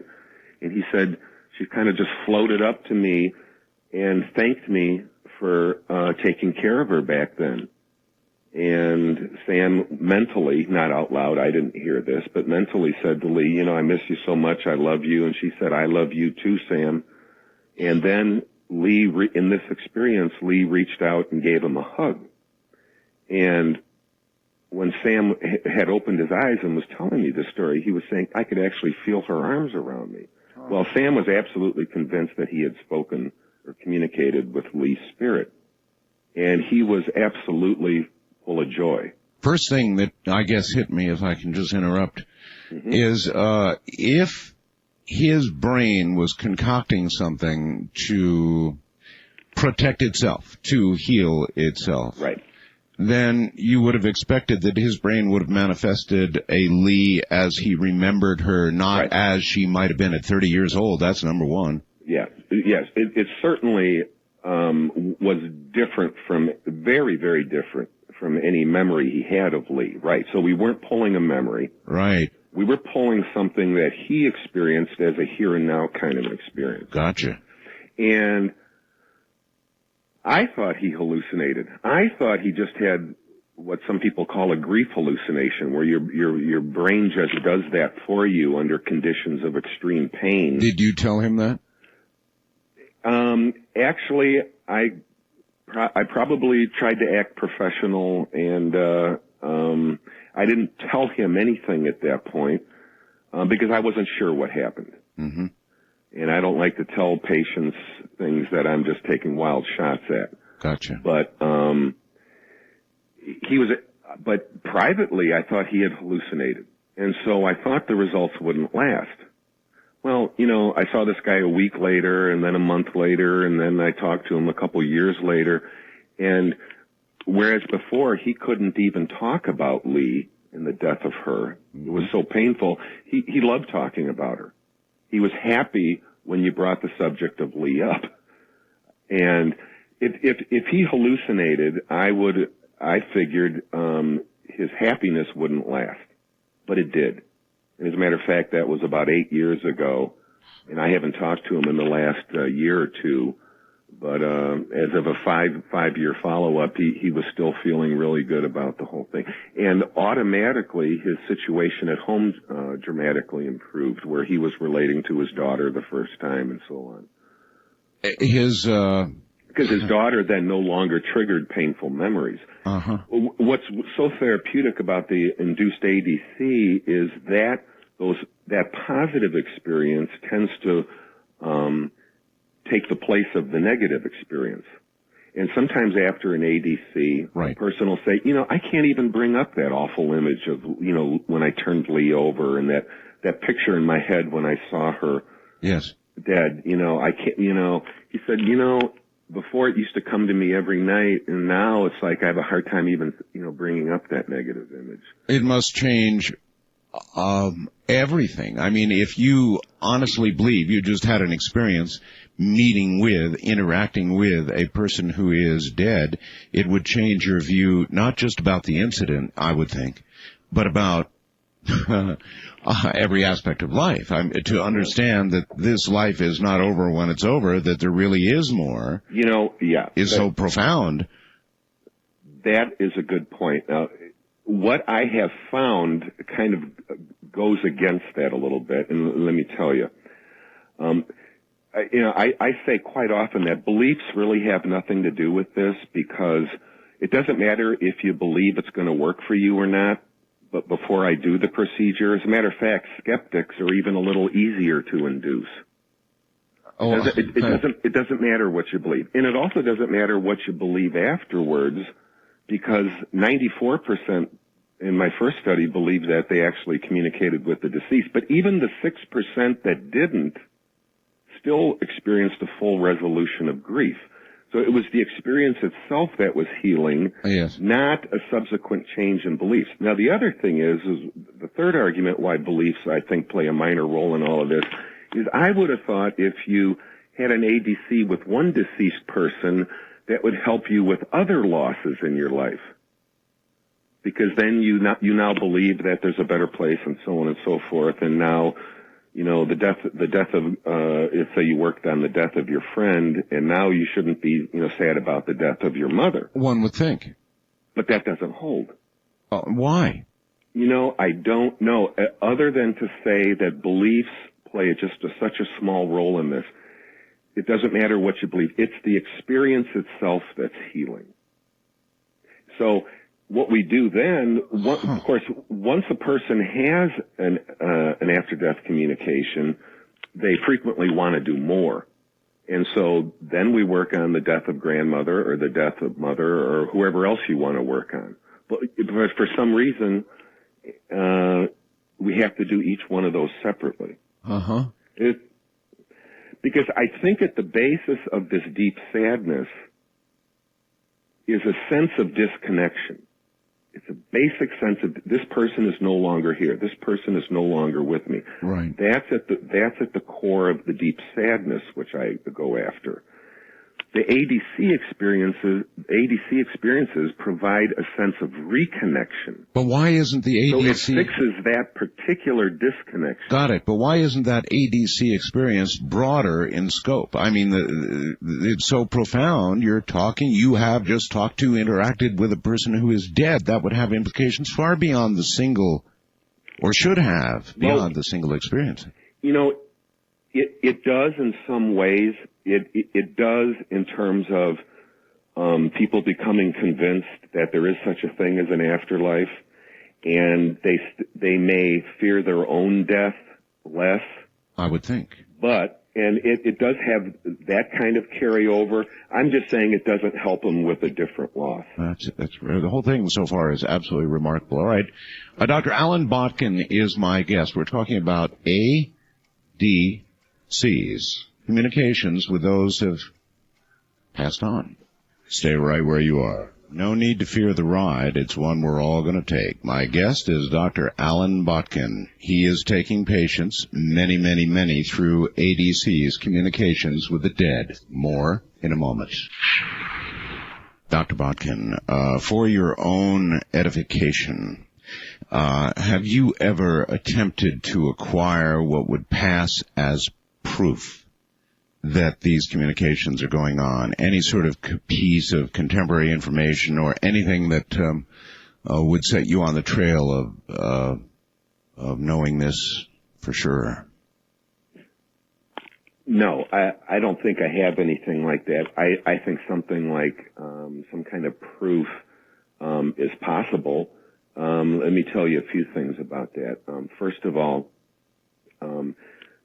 after having done, a couple thousand of these, there are many times that a person receives information that the patient didn't know. And each time we were able to verify that, we found out that information was indeed true.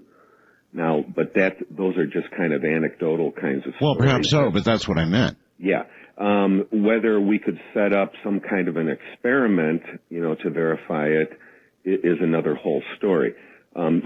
Frequently in an induced after-death communication, sometimes people show up and my patient will say, well, why was he there? He's alive. And, I haven't seen him in 5 years, but he's alive. And each time we were able to check and verify that, we found out that indeed that person had died. Oh. Now, probably the closest thing that comes to any kind of proof that is something we did, and we sort of stumbled onto this too. But this is kind of an interesting story. I trained many doctoral level interns in psychology. Yes. And I taught them how to do this procedure. And they got just as good at it as I was. I don't have any special powers. I think the power's in the technique. But I had an intern once who had seen me induce ADCs before and was very good at inducing ADCs himself. Well, one day I was going to induce a patient, and he came in and sat and observed the session again because he didn't have anything else to do. He asked if he could watch another one, and I and the patient both said yes. Sure. Well, he came in and sat down, and while I was working with the patient, for some reason this intern closed his eyes and started giving himself eye movement. Well, something very, very unusual happened, which was my intern essentially eavesdropped in on my patient's ADC. They had the exact same experience at the exact same time. Holy mackerel. Now, if these are brain-induced hallucinations, yeah, it's more difficult to believe that these two people randomly had the same hallucination at the same time. I'll say. If you got two people looking at the same thing, in fact, what does that say? Then it offers a strong argument that there's some objective reality going on. Indeed. And we did this 7 or 8 times, and we kind of cleaned it up in terms of of how we did this, so we wouldn't misinterpret it. And my intern would then, and I did this with a couple different people. The observer would move his or her eyes while we did this, but before the patient said anything about his experience, and I say his because I worked in a VA, the intern would write down everything he or she experienced. And then hand me that piece of paper. And then the patient would say what his experience was, and it was essentially the same thing that I was just handing. The same thing. Ay. Well, how does it feel to have apparently discovered the key to communication on the other side? I mean, what does that feel like? I'm not the first. And really, Raymond Moody was the first to do that with his psychomantium approach. Yes. You see the same conduit to the same... Yeah, I think the difference between the psychomantium approach and the EMDR approach is my approach is just a little quicker and a little more efficient, and my success rate is a little higher. When I first started doing this, like I said, out of my first 83 patients, I was getting a reliability at about a 98%. Nearly everybody was having this kind of experience. Yeah. Speaking of patients, I have one of your patients on the line. Oh, wonderful. Young fellow named Jimmy. Hi, Jimmy. Hi.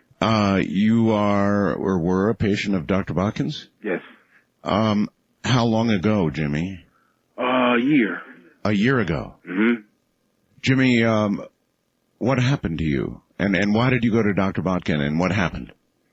Well, I was part of the PTSD program. And he was running the ITP, that's intensive trauma programming. Vietnam? Yes. Yeah. Okay, My.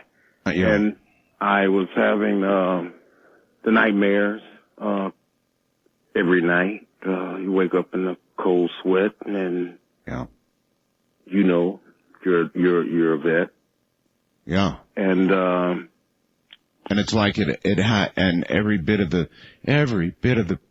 pain and the remembrance is so fresh it could have just happened. It actually makes me angry when it happens. Anyway, you could always reach out and touch it. Oh, it's just that clear. But so you went to Dr. Botkin, and obviously something happened you didn't expect. Yes, it did. The incident that happened when I was in Vietnam in My Lai, I was standing on a berm, and there were some choppers flew in. Now, outside the berm and outside our wire and claymores was a place called Booby Trap City. We knew booby traps was everywhere, just everywhere. And evidently there was some wrong coordinates given to these Marines. They got helicoptered in. 4 of them jumped out of the helicopter and hit mines. Okay, I stood there. I was waving. Everybody was waving to them. Don't jump, don't jump, don't jump. But there was nothing that we could do. That lives in my mind every night.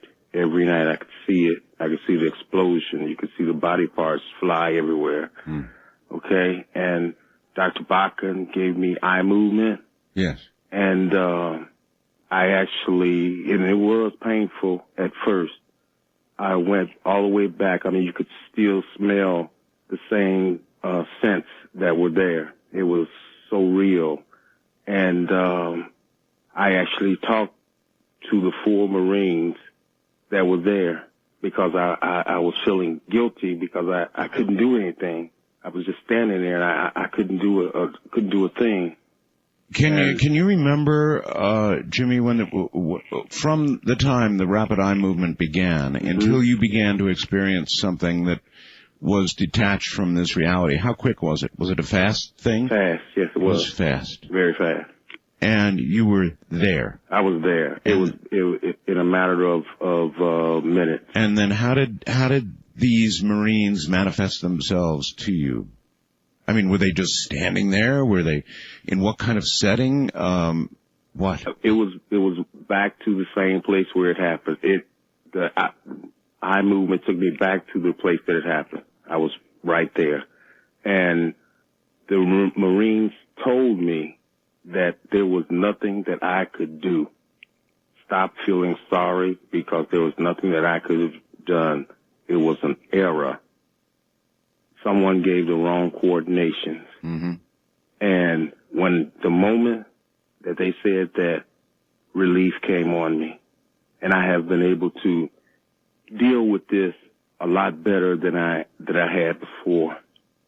Have you ever wondered, Jimmy, or even cared whether this was something inside your own brain or whether it's as real as you and I talking on the phone and the radio right now?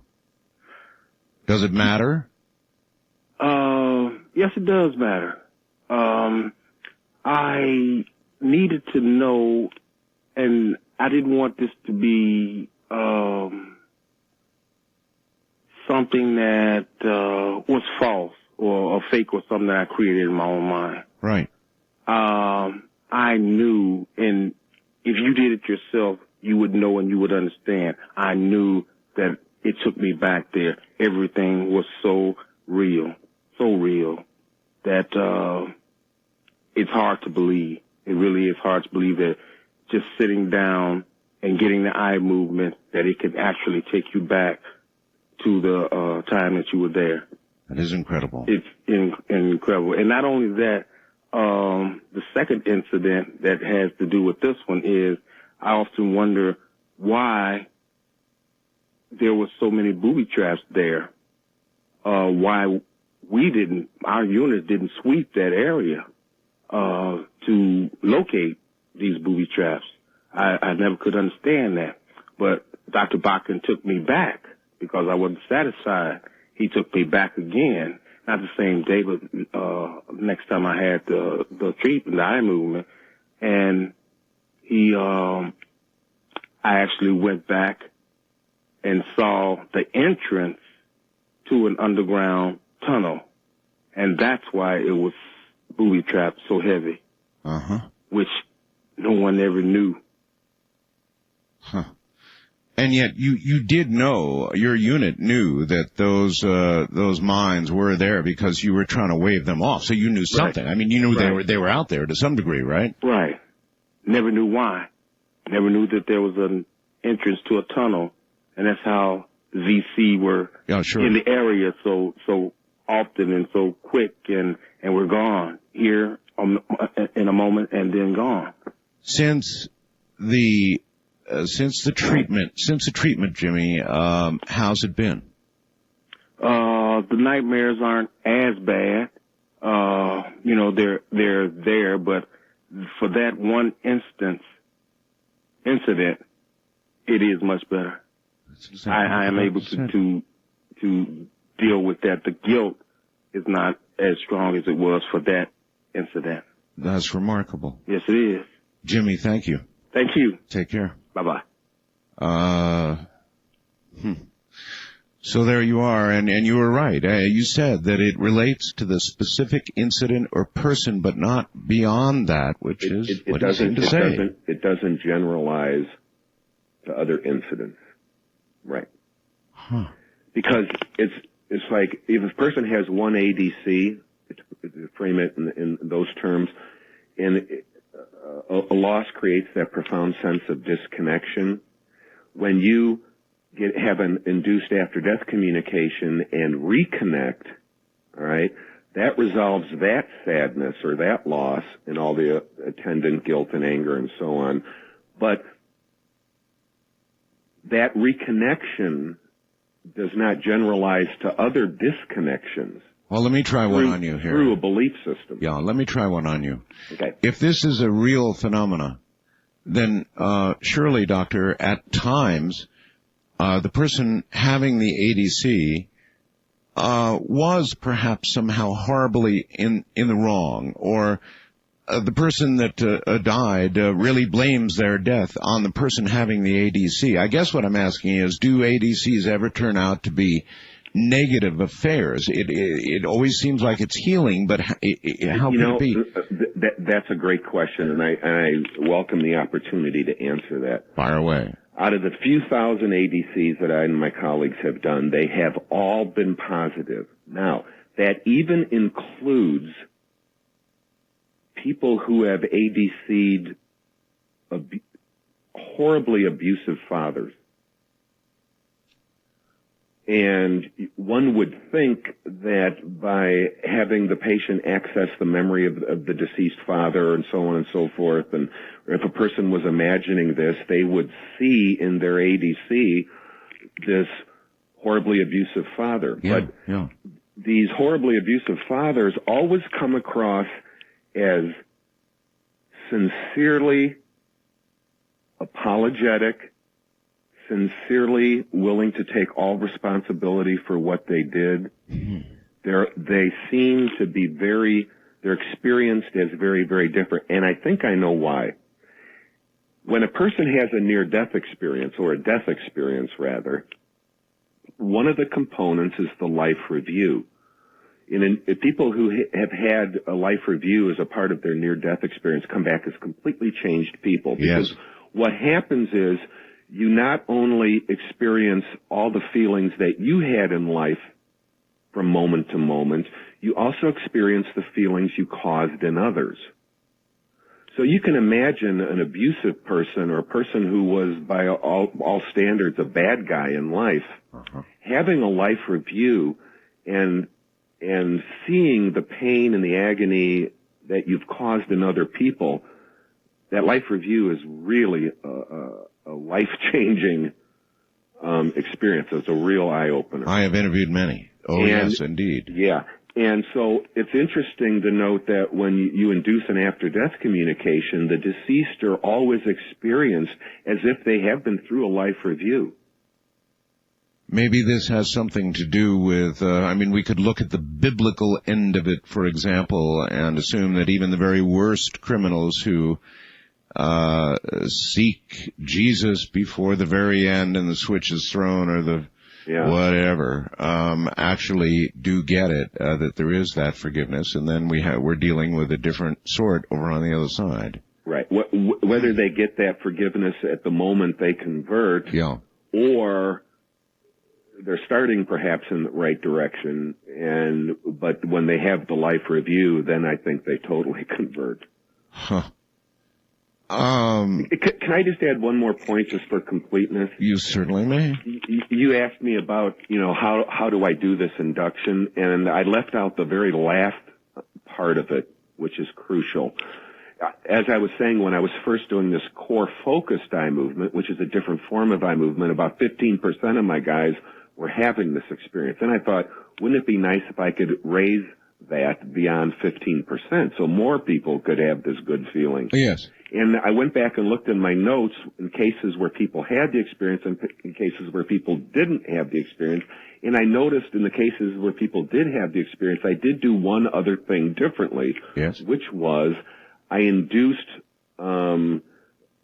accidentally at the time, a state of receptivity, or what I call a receptive mode. In other words, I gave them eye movement when I got their sadness down, and I instructed them just go with whatever happens. And essentially at the time I was giving them that last set of eye movement just to help them relax further. And it was at that point people started having these after-death communications. So then I thought, well, I wonder if I added this, receptive mode thing at the end with an additional set of eye movement that, I could improve on it. And that's when the 15% jumped all the way up to 98%. Then virtually everybody was having it. So I had to induce this state of receptivity. So it's a second set of instructions given at the right moment to begin the rapid eye movement. This is after you've been through the sadness and after the sadness. Now, when I first sit down and start doing eye movement on the sadness goes through the roof. Yeah. And I take a lot of time, a lot of care with patients I work with to tell them, to warn them of that ahead of time. Your sadness is going to go up, but if it does, you stay with me. Just stay with me. But once the sadness goes up, I move them, the sadness starts to come down. At that point, I give them another set of eye movement with the idea of inducing the state of receptivity, and that's when the ADCs occur. So you've developed this procedure now to the point where you can take in the high 90 percentile? Okay. This is the perfect time for that question, too. I was doing virtually everybody, 98%. And the 2% that they weren't having ADCs, it was really clearly obvious why. They just didn't want to follow through on the procedure, or something else came up they didn't want to work on or something. And Doctor, hold your response. Okay. We're at the bottom of the hour, and we'll be right back, and we'll deal with that 2%, find out what the current percentage is from the high desert. I'm Art Bell. Indeed it is. Dr. Allan Botkin is my guest. We're talking about communication with the other side through a procedure he's discovered. Stay right there, because there is more. Once again, Dr. Allan Botkin. Doctor, welcome back. Thank you. All right. You were about to talk to us about you said you had 98%, and then you had 2% that you couldn't move, couldn't get to have this experience. Yeah. When that was happening, I actually considered the idea of offering this to people and actually guaranteeing the results. If you don't have an ADC, you don't owe me anything, which of course would be unheard of in the field of psychology or even medicine for that matter. Certainly would. But I did run into a little bit of a snag, which was once I was announced my services, and people can get that on inducedadc.com.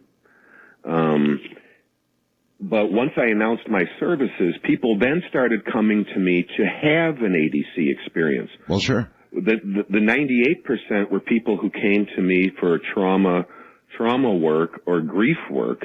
Oh. They weren't coming with the expectation of having an ADC. Those people were just simply easier to induce. Yes. When people were coming to me to have the experience, their sense of expectation, their anticipation. Yes.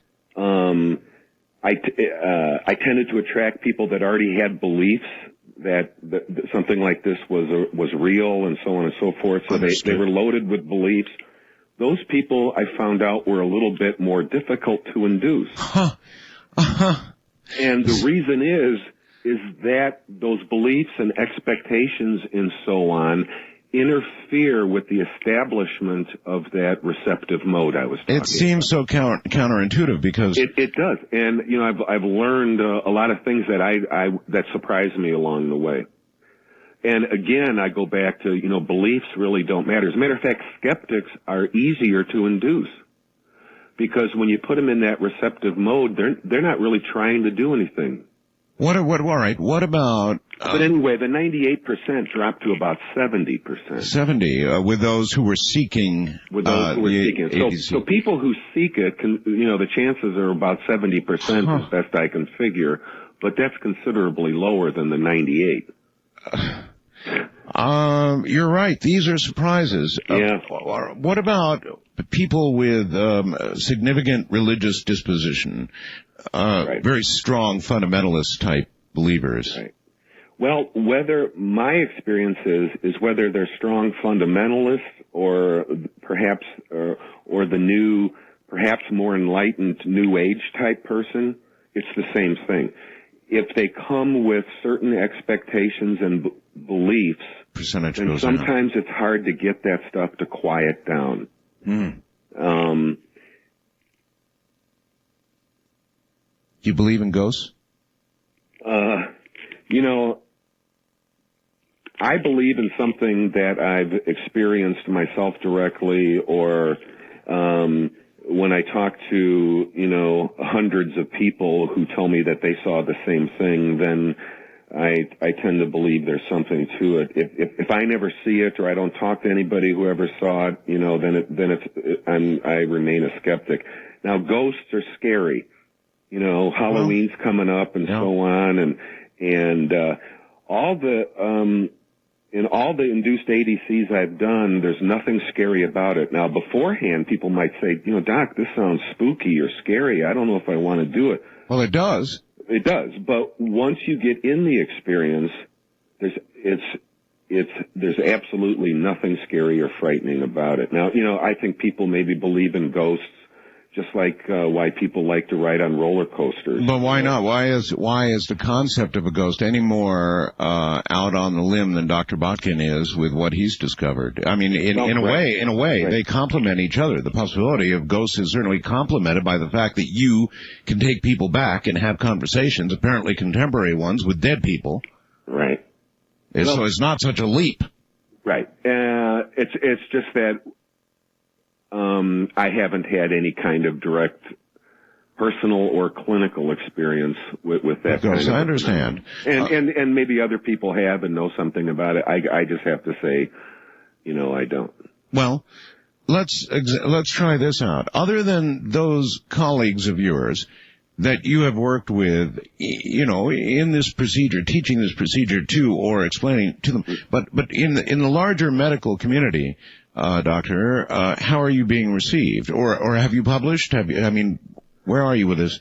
Well, my original study, which describes the technique and has a few cases in it and so on, appeared in the spring 2000 edition of the Journal of Near-Death Studies. And I put it in that journal because of the similarity I believed at the time between after-death communications and NDEs or near-death experience. I soon came to believe that they're really essentially the same phenomenon experienced from, somewhat different perspectives, of course. Yes. So, but anyway, that was my first and only published work so far. Right now we have a book proposal out there and we're trying to get a publishing deal. If any publishers are out there, please give me a call. Well, that would have been a friendly publication. I was kind of looking for the mainstream psychiatric community. Are they aware of your work? Well, people in mainstream psychology, those aren't the people I've gone after right away. I can imagine. And perhaps it's because I expect to not be well received at the beginning. But anyways, I hope to do more research. I was fortunate enough to have breakfast with Dr. Gary Schwartz the other day. Oh, yes. And you're familiar with him. He's been on your show a few times. Indeed so, yeah. Oh, yes. And, with his lab he has in Arizona, I would love to do hard research on this and use EEG equipment and MRIs to see exactly what's going on in the brain and maybe do some of these shared ADCs I mentioned where two people have the same experience. That certainly was going to be one of my questions. Yeah, I would like, I would love for someone else to pick this up and do it, because if I do research on my own hypothesis, then it's going to be a little bit more questionable. Well, speculate for me a little bit. If you could get a good picture of what was going on in the brain during one of these experiences, Doctor, what do you imagine you would note? I don't know.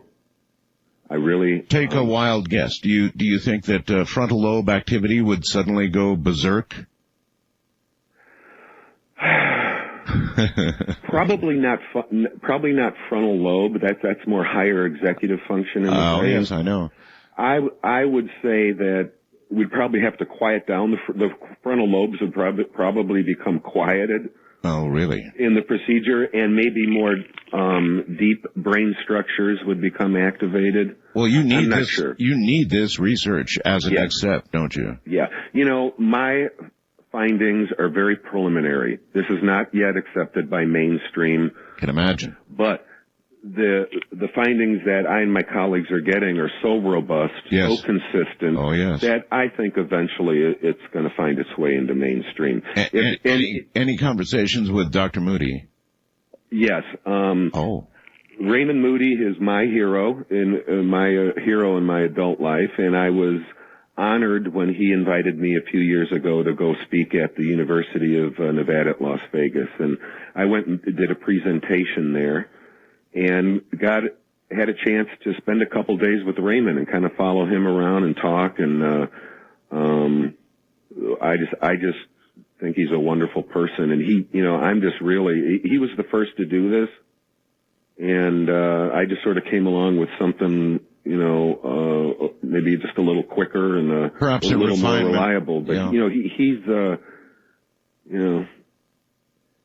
He started this all, and I remember when his book came out. I remember Life After Life came out, and somewhere in the 70s, I thought, boy, that sounds like a bunch of, blue raha and so on. But he made the point in his book that, people aren't going to tell you about their NDEs, unless you ask them in a sincere kind of way, because people don't go around telling everybody because they know that other people are going to think they're crazy. So anyway, working in a hospital with many people who are very sick and so on, or had situations on the battlefield, I began to ask, and I found out that indeed NDEs were very common. And I've talked to many hundreds of people who have had near-death experiences. But then Raymond Moody came out with his book, Reunions, where he presented the psychomantium approach, where he was actually inducing these after-death communications. That's right. And I thought, well, I thought Raymond Moody did such great work with NDEs. It sounds to me like he's going off on the deep end now, and I thought, this sounds goofy. I didn't buy it right away. But anyway, once I stumbled into ADCs many years later, like I said, the first thing I related it to were near-death experiences, my patients' experiences. But, Raymond was always, so many steps ahead of the rest of us. It took me a lot of time to catch up, and who knows what he's up to now, but I bet you it's good. In all of this, Doctor, is there any work you've done that would indicate the reality of a concept like soul, spirit, the soul? Do you think that there's any reality to that is in fact what you're communicating with, the soul? Well, it starts, any theory on that starts with, I believe, people who have had the experience. And like I say, the technique works even better with skeptics. And when you can change a skeptic's mind completely in, a half-hour session, sure, there's something powerful is going on that certainly deserves attention. And like I said, when people have the same ADC experience at the same time, that tends to prove there's some kind of objective reality to the experience. But beyond that, I think there's some recent findings in the field of biophysics that I think are absolutely astounding. For example? And may eventually explain a lot of this stuff. I'm listening. Well, back in the I believe it was the 50s, the Curlians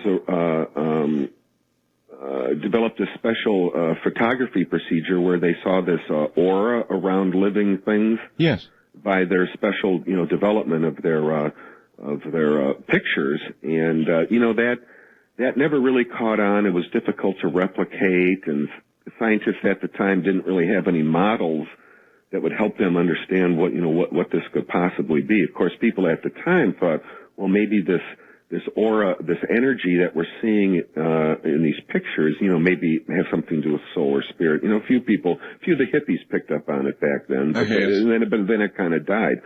Recent biophysicists across the planet, and it's primarily in Europe and Asia, and there's not too much going on in the United States, but they have been finding that all living systems do indeed emit light and emit information. Light or photons carry information in a very efficient manner. Right. And it's certainly possible that this may eventually explain the concept of soul or spirit.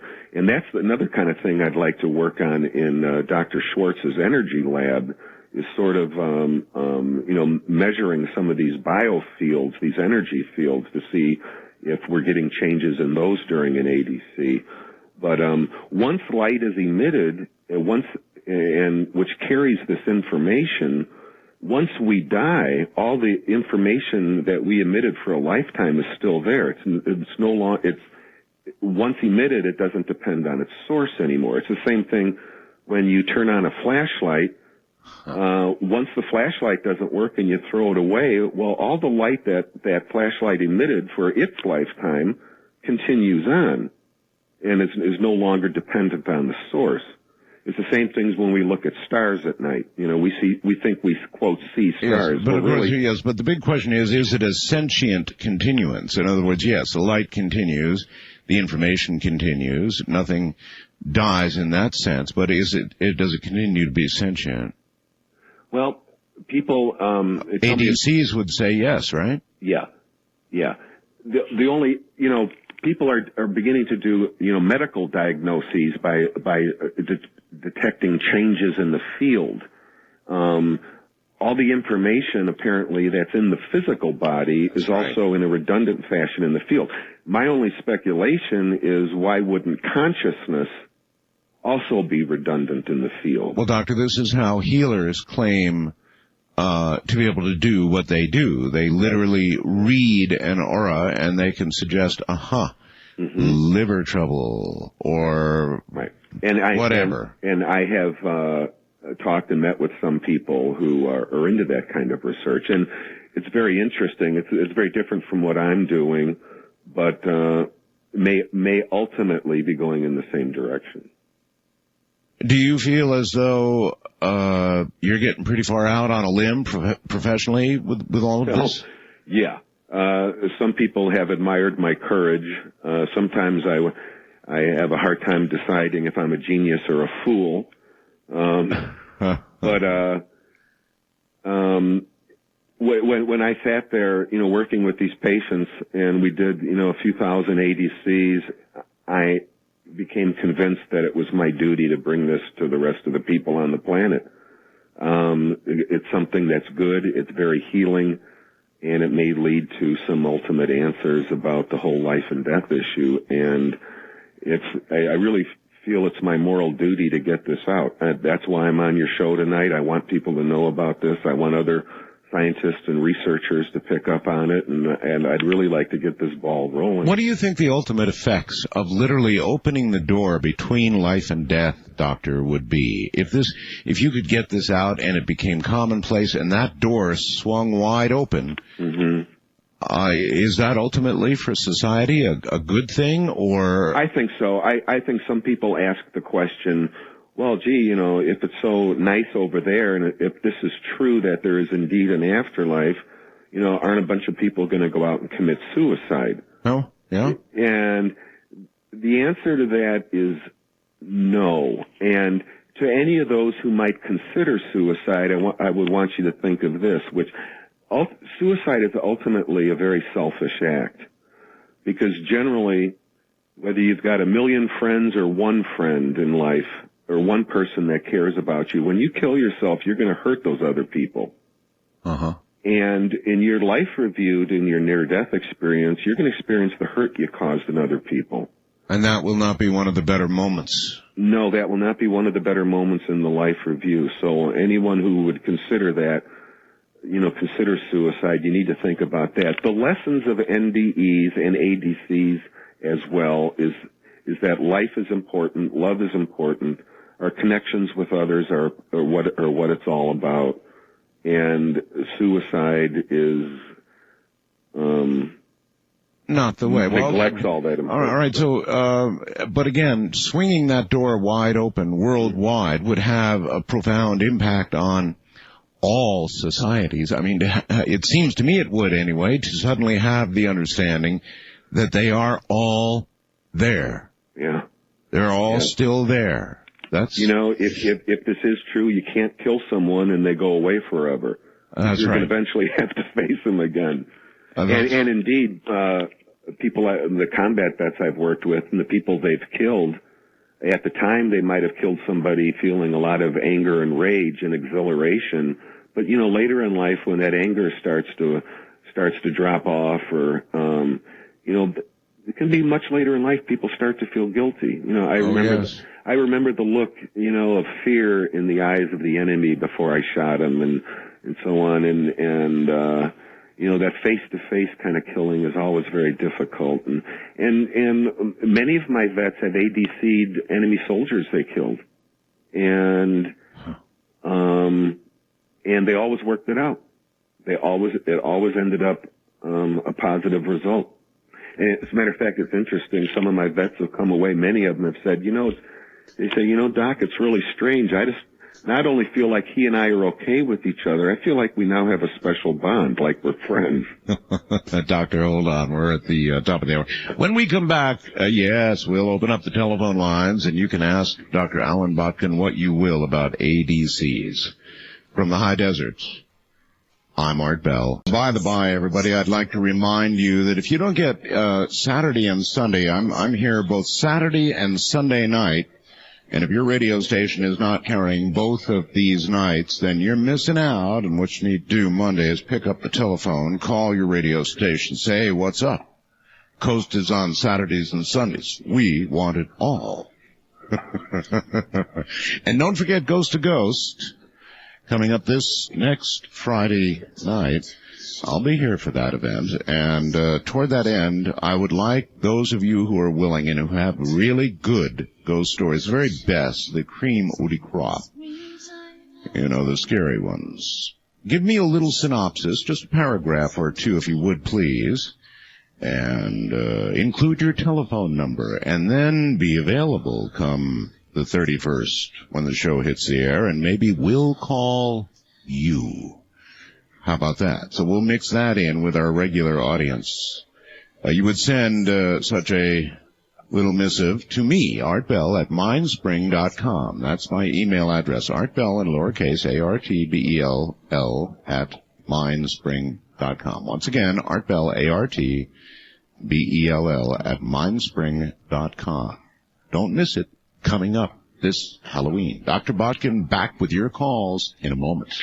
Just before the telephones, let me ask this. Dr. Botkin, is there any indication in all of these IADCs you've taken people through of the conditions or what the other side is like, or anything beyond the interpersonal communication that takes place between your patients and those who have passed? Anything to indicate what the other side is like, what the living conditions are like? I know it seems like a silly question, but everybody wants to know. Yeah. A few general themes come through consistently. Okay. One of those is that the environment that people experience on the other side is very Earth-like. Now that's comforting. And people who, expect, for whatever reasons that, they're going to see the deceased holding a harp and sitting on a cloud up in the sky. Right. They don't get that. And they're surprised. Many of my patients with certain traditional beliefs are surprised by the earthly environment. And if all living things emit this information into this dimension, it's not surprising that it would be very earthly. Believe it or not, we've even ADC'd pets. Oh? People, deceased pets, of course, and people talk about there being rich and beautiful gardens that seem to radiate energy and they glow, and one of my favorite comments was a guy said that it was the most beautiful garden I've ever seen. He said it was the greenest green I've ever seen. But which might sound a little silly to some, but if all living things emit information into this dimension, plants also go. Well, sure. Is there any indication that people tend to receive, in terms of their living conditions their expectations, or in other words, I don't know, take me for example, if I were to pop off tomorrow, I'd want radio over on the other side, or something that passes through. I've been radio all my life, all around me.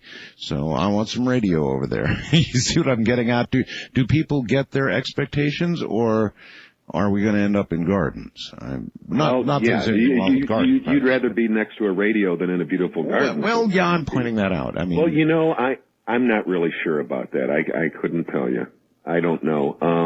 Honest answer. That's good. People are seen fishing. Well, then there's going to be radio. That's been very encouraging to people who like to fish. Oh, yes. I haven't seen people doing a radio show, but who knows? Well, that's right. The other thing that consistently comes through is a message, and it's a broad, more philosophical kind of comforting message. But the main message that comes through is three words, and those are, everything is okay. Huh. Don't worry. Don't be sad. Don't feel guilty. You can give up your anger. It's all okay. Everything's okay. All of our fears, all of our anxieties are just sort of self-created and sort of products of our current existence.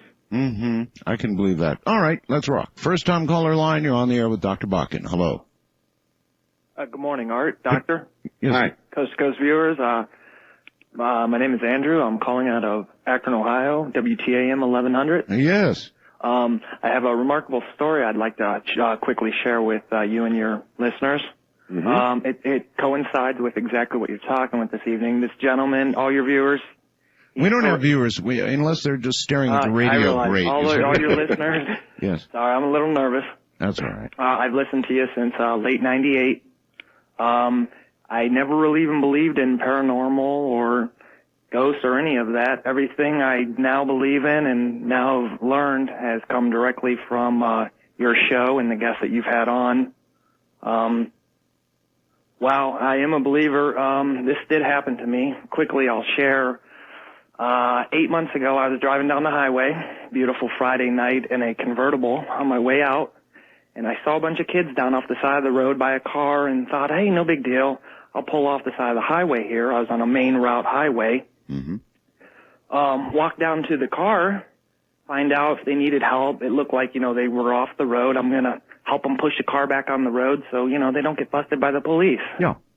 I get down to the car and I see the looks on everyone's face, and it's just absolute panic and frustration, and I can't understand what's wrong.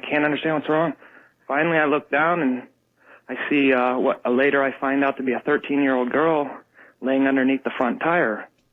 I showed up maybe 2 minutes after this happened, but they were cut off. The car did several flips, landed on its wheels. This little 13-year-old girl weighed maybe 100 pounds, ended up, I guess, getting thrown from the car and ended up underneath the left front tire. Yes. The amount of helplessness that was there, it was me and probably 3 or 4 teenage kids. I had no idea what to do, and so I kind of rallied everyone, and I got them all to pick up the car. We all got on the one left side of the car. It was a Grand Am, something similar to a Grand Am. Yes. We were able to pick up the entire car from the side, all along the driver's side, picked it up, and then proceeded to push it all the way over, so it's laying upside down now on the side of the road. Right. And I went down to the girl, and kind of like what you said with that Marine, half of her face wasn't even there. She had to weigh more than 100 pounds. I was trying to feel her neck. So you had a horrible experience. You're having a post reaction to this experience. What you explained is exactly true. The image that you go with and that comes up every single day. I lived a very sheltered life, a very good life. So you want to somehow deal with this experience. It happened. I'm so elated. I'm so guilt-free. I met her using the tools that I learned on this show. The gentleman who came on talking about the things in your temples that look like almonds, I picked up on that right away. My whole life, I've always been psychic. I've always been able to make lights go on and off. I just never was able to control it. And with everything I've learned from all your different guests, yes, I've been able to control amazing things. Well, that's because the brain can do amazing things. Are you saying that this girl died and then you communicated with her later? Yes, he's gone. But that's what he was saying, yes, that he had the experience, roughly the experience, the ADC experience that you're talking about now. Can these occur in a spontaneous way? Yes. Yes. As a matter of fact, the Guggenheims in their book Hello from Heaven, who we mentioned this at the beginning of the show, 20% of the population in North America have had these experiences spontaneously. So they're not at all rare. Huh. And the thinking in the field is that some people are just fortunate enough to have them, and others aren't. Of course, things are changing now in that regard. Boy, I sure would like to know what goes on in the brain during one of these experiences. That's something we have got to find out quickly. Yeah. And we can do that now. We haven't been able to study near-death experiences and after-death communications because they only occur randomly and spontaneously. But now that we can purposefully produce them, we can now study them for the first time. So I would hope that some researchers would pick up on this. West of the Rockies, you're on there with Dr. Botkin. Good evening. Morning. Whatever. Hello? Good morning. Yes, good morning. Hi, this is Lori. I'm calling from Phoenix. Yes, ma'am. FYI. I can relate to that man that just called. Mine is different, though. My fiance passed away almost 7 months ago, and I am having, it's a daily vision because I was the one that found him, and I was wanting to know if there is a technique that can be done at home without having to go to somebody to be able to do this. Okay. That's a good question, and probably a lot of listeners would ask that. And the EMDR that I use to produce the experience is so powerful that it's not a good idea for one to do it on oneself. I see. And but it could be done. Yeah? Yeah, as a matter of fact, I've done it on myself, and I know other professionals who have done it to themselves. I was going to ask about that. Why do you consider it dangerous, doctor, or inadvisable? The ADC itself, like I say, they're always positive, at least so far out of the few thousand we've done.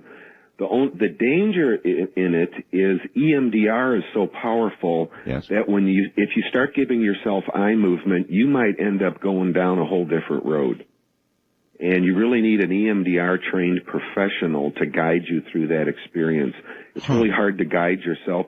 EMDR can open up not necessarily what you want to work on at the time. It can open up old wounds or old traumas that you never... So it's really kind of hard to... I'm trying to get a grasp on that. On the one hand, the experience itself is virtually never bad, you said, but misguided, the procedure could take a person into a very apparently bad place. Well, it wouldn't be a bad ADC, I believe, but it would take you to a place of maybe like past childhood trauma or something that you never resolved and just kind of put away. Yes. So it wouldn't be a bad ADC, but it could lead to a bad experience in other ways. And it would... my first, as a psychologist... In what other ways? My first, ethical responsibility is don't cause harm. Yes, I understand. In what ways might it turn out poorly? Give me one to imagine so I can understand. Okay. Let's say I have a patient or there's a person who was physically abused as a child. Yes. And this person recently lost a friend, all right? And this person would want to ADC the friend. Yes. Well, when you sit down and give yourself self-eye movement, right, what might happen instead of having an ADC with your friend, you might end up pulling up some old trauma and get stuck in a bad place. You copy that, ma'am? Well, so when you're directing the person, you're I would be doing the same thing with myself, directing it towards what I would need instead of that. When you're talking to a person, don't you direct them towards what they're moving for? Yes, but if they do have other things, other major psychological events in their life, I need to know that, and sometimes I have to address those first. Okay. Even professional people who induce ADCs on themselves end up doing a much poorer job with themselves than they do with their own clients.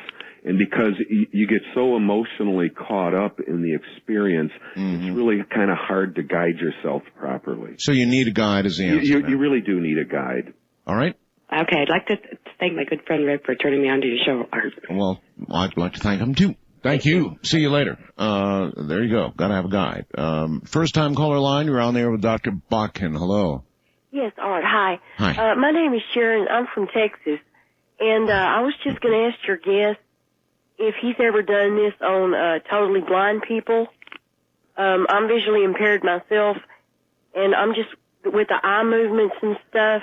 Oh, good question. We dream, and sometimes I dream in color. I can see in my dreams. Yeah. And I'm just wondering if he's ever done this on a visually impaired person, and I'll let you go so you can get back to someone else. Have you been blind since birth, or? Yes, sir. Uh-huh. You have. Okay. All right. I wonder how she knows she's seeing color. Yeah. That's really something. I have worked with one patient I can recall right off the bat who was legally blind. He did have some slight vision, and was able to follow a large object moving in front of his face. Uh-huh. And I don't think it's what you see that's important. It's what's important is that you get your eyes shifting, whether you're seeing anything or not. The other thing is eye movement works not just with the shifting of the eyes, but any kind of bilateral stimulation. So sometimes you can do alternating clicks in the ears with earphones, or bilateral tapping. You can tap a person on the left and right hand alternately back and forth. Huh. That seems to have the same effect as the movement of the eyes. Have you looked into the work that Robert Monroe was doing? I'm familiar with it, but I'm not well versed in it.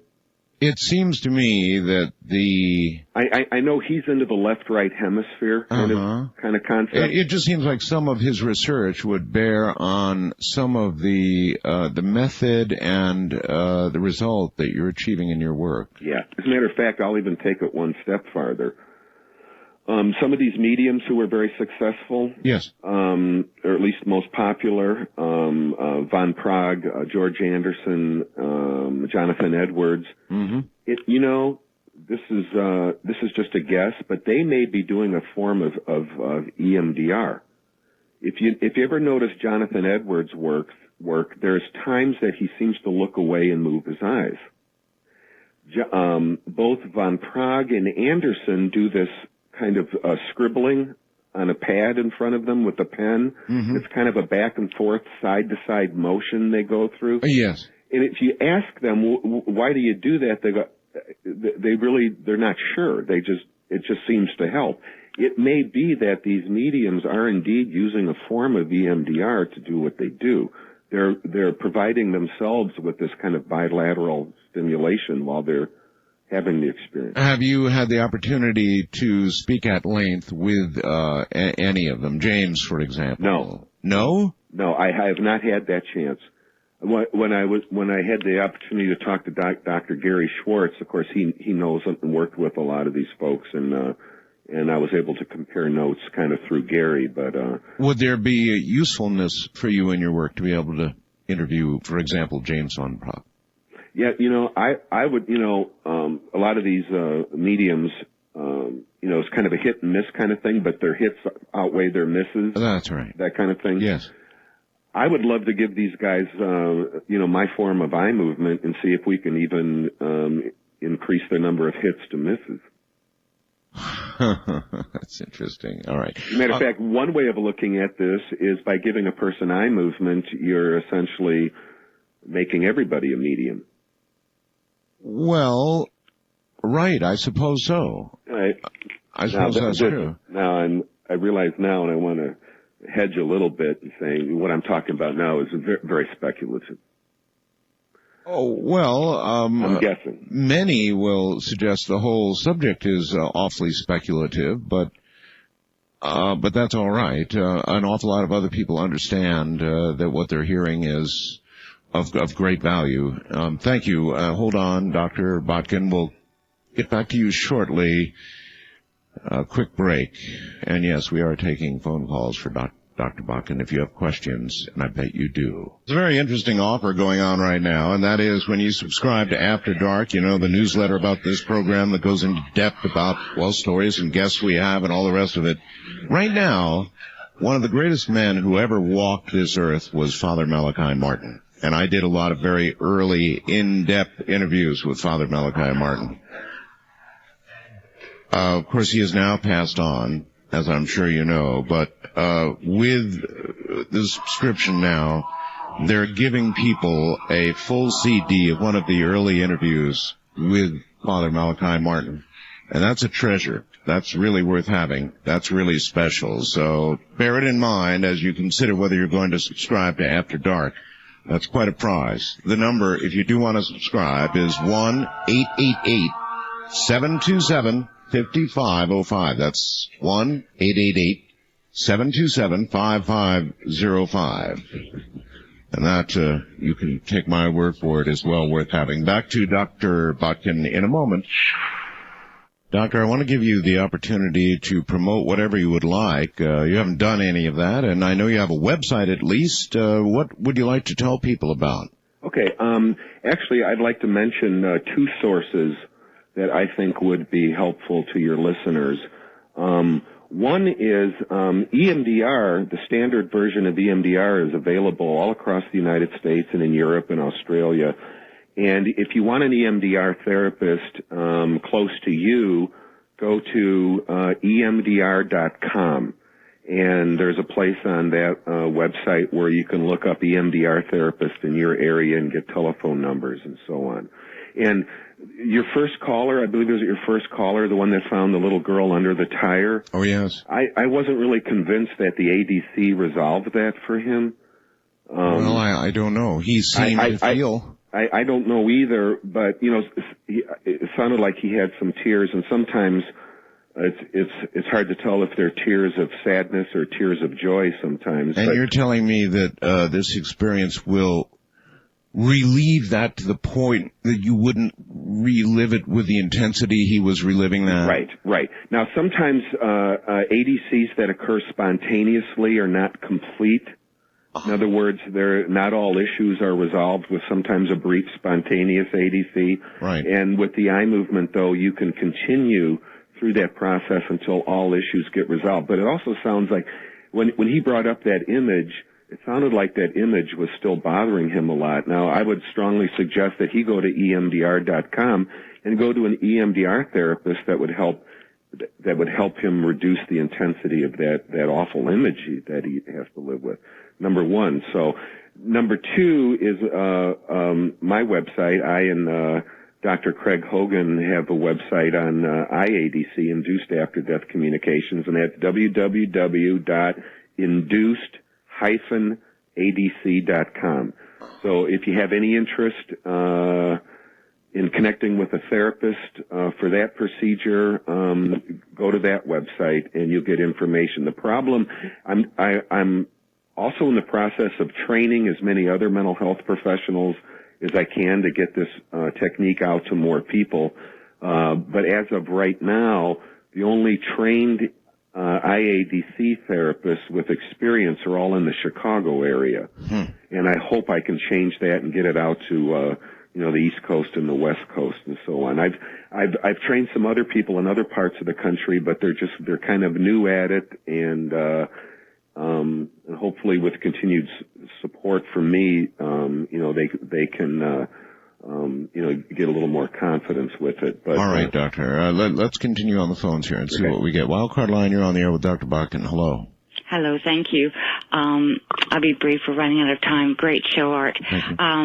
I have been studied from a very early age because I happen to have been gifted with all of the clairvoyant, telepathic, psychokinesis, you name it, gifts. But I've also had an extremely traumatic life, and in fact, without my name in the records, I've been documented. I was severely sexually abused and tortured for double-digit years, which I've survived. And I will tell you just a few things. It can be physically proven vis-a-vis there are things that happen. I mean, the trance state you mentioned, whereby they put me on a treadmill, and immediately I left my body. I find it hard to stay in my body, but I left my body. My heart rate stopped. Everything stopped. It was like I was dead, but I wasn't dead.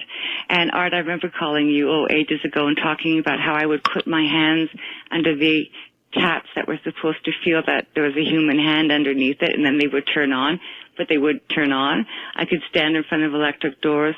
They wouldn't turn on if I wasn't in my body. Yes. And just also wanted to say that there's some fantastic work coming out of Britain. I don't know if you know about the late Sir Oliver Lodge and the work that's carrying on there, using basically the concept that radio waves and television, the radio waves and the speed of light are similar, and that using a medium, the sort of technological world can meet the spiritual world.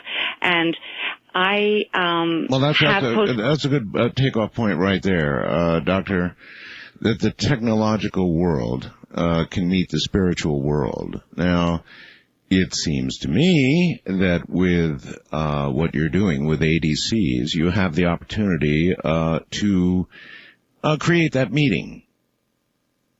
In other words, get in a lab, begin to find out what is actually occurring in the brain at the moment that people begin to experience these things, and I don't know, take some measurements, find out if there's any electromagnetic field increase around people, whether there's Exactly.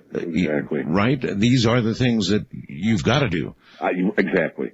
And that's all part of the basic research around this kind of stuff, and we need to get on that and get to the bottom of it. Because when we get to that magic point where these two meet, then we get the resources of science really bearing down on trying to, once they figure they can nail one thing down, then they'll plunge in, and we'll get research into all kinds of things that have been sort of blown off by science. Yeah. Okay, east of the Rockies, you're on the air with Dr. Botkin. Hello. Yes, Dr. Botkin, this is Michael in Norfolk, Virginia. Hi. Let me just take off on what Art just said. Technology meeting the paranormal world. Yes. My next-door neighbor, figuratively speaking, over in Virginia Beach, is a religious broadcaster who was taking in contributions in the late 80s at about $230 million a year. And when he decided to run for president and to build a political organization, he proved that he could change the face of America as he predicted in the late 70s, that he could control Congress, both houses of Congress and the White House, which he has done. Now, to take Art's position, a few months ago he had on John Hutchinson, and he seconded the idea that a fund should be created to help people like you do research.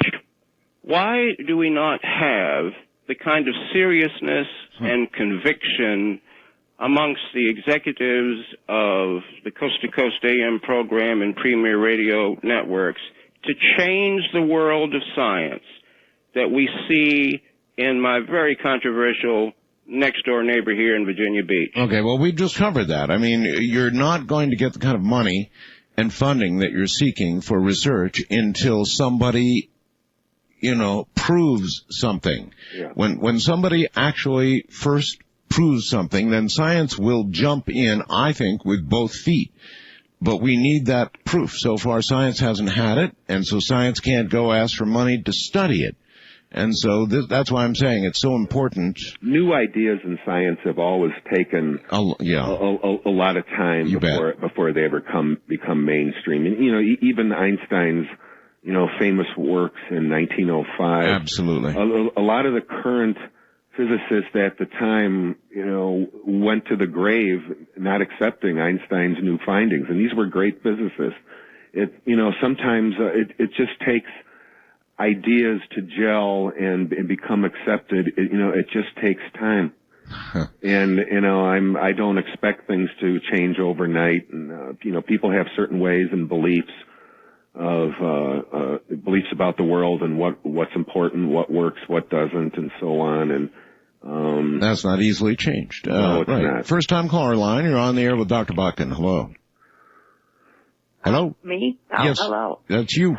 This is Bonnie from Detroit, Hi, Bonnie. KLW. Oh, Hi. yes. It's an honor to talk to you.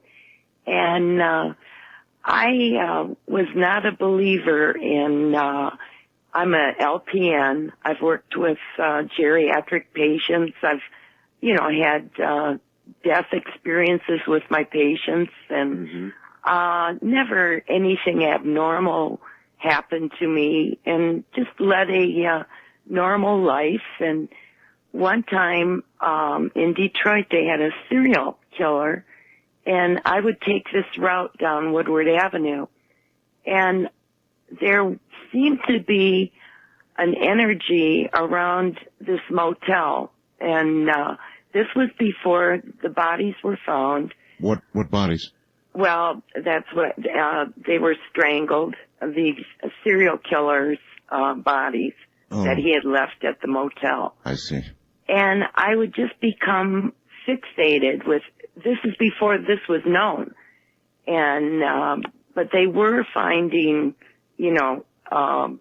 evidence up and down Woodward Avenue. So maybe, I was just, well,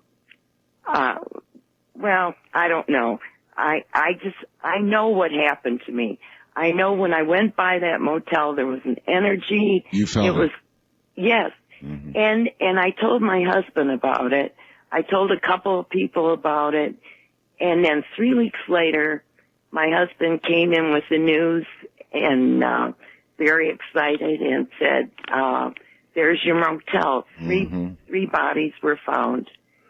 And, after I went by, there was no energy, no premonition of something, that was going to happen.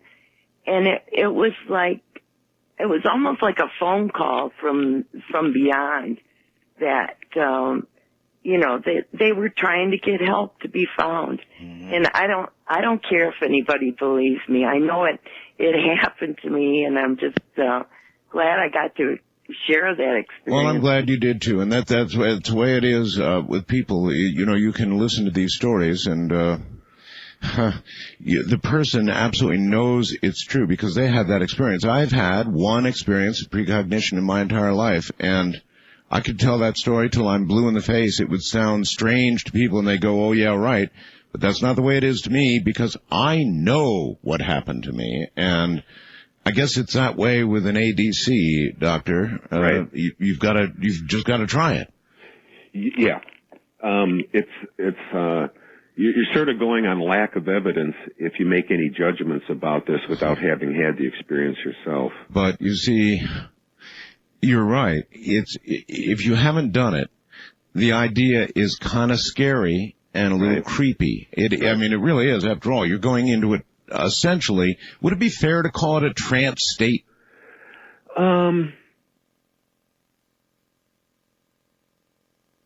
Altered consciousness? What's the right phrase? I would tend to say no. In the procedure in inducing an ADC, I use the eye movement to kind of clear away things like the sadness and intrusive negative images and that kind of thing. Yes. But then I go for that state of receptivity, and I use this high-powered EMDR to help induce that state of receptivity. Now, if that's an altered state, I don't know. I guess I never looked at it as an altered state or trance state or anything like that. The kind of state they're in is a state where they're not trying to do anything. There's no intention. They're just sitting there and going with whatever happens. Still, in the loosest sense of the phrase, it's altered consciousness. You're right. In that sense, in a much broader definition of an altered or trance kind of state, yes. It's different from our normal waking consciousness where we're thinking about things, we're attending to things in our environment and so on. Doctor, a straight answer here. Have there been any guided ADCs that went wrong? Not out of the few thousand we've done. It's 100%. They've all gone right. They've all gone right. So I have one kind of nice story. I love telling this one because it kind of it really illustrates this. I was inducing one guy, and we were going to ADC his brother, and he's kind of a high anxious guy and so on. But anyway, when I did the induction and he closed his eyes, he suddenly opened his eyes and said, "There's a giant claw around my neck. It's trying to strangle me." Really? And I thought, at that point I had done many hundreds of ADCs, and I thought, well, that couldn't be right. And so I encouraged him to go back and see what it was. Feeling fairly confident it wasn't a giant claw trying to kill him. So anyways, he trusted me, and he went back, and then he had a real nice ADC. When he opened his eyes, he said, that wasn't a giant claw. That was my brother giving me a hug. So what he did is he misinterpreted the experience. And there are times, it's not very common, where people initially will misinterpret, and so you just take them back to make sure they, once the ADC begins, all the fear and trepidation is gone, and the experience is underway. It just wipes all of that away. The deceased are always experienced as profoundly peaceful and happy. And in the ADC experience, the survivor, my patient, they most often say that they somehow felt that peacefulness of the deceased person, like it was somehow transmitted to them. Yes. And all the initial fears, about going into this just wash away completely. Remarkable. Well, Doctor, our time is ending. It has been a total pleasure having you here. Well, thanks, Art. I've really enjoyed it. Can I just say thanks to a couple people? Of course. Thanks to Jimmy. Jimmy was our first caller. Yes, oh yes. And he was the one that put the list together, and some of the others weren't available. But I also want to thank Bobby. Bobby, you know who you are. You helped set this thing up. But most importantly, I want to thank the many hundreds of combat vets I've worked with over the years, because they shared in this discovery with me, and it's because of their courage to confront their pain that I was able to get to this point. And so my hat's off to all the guys I've worked with over the years, and I love each and every one of you. Well, it sure made for one heck of a radio show. Thank you, Doctor. Thank you, Art. And good night. See you all on Halloween. Don't forget those stories. Crystal has just the right words to take us out of here. From the high desert, good night.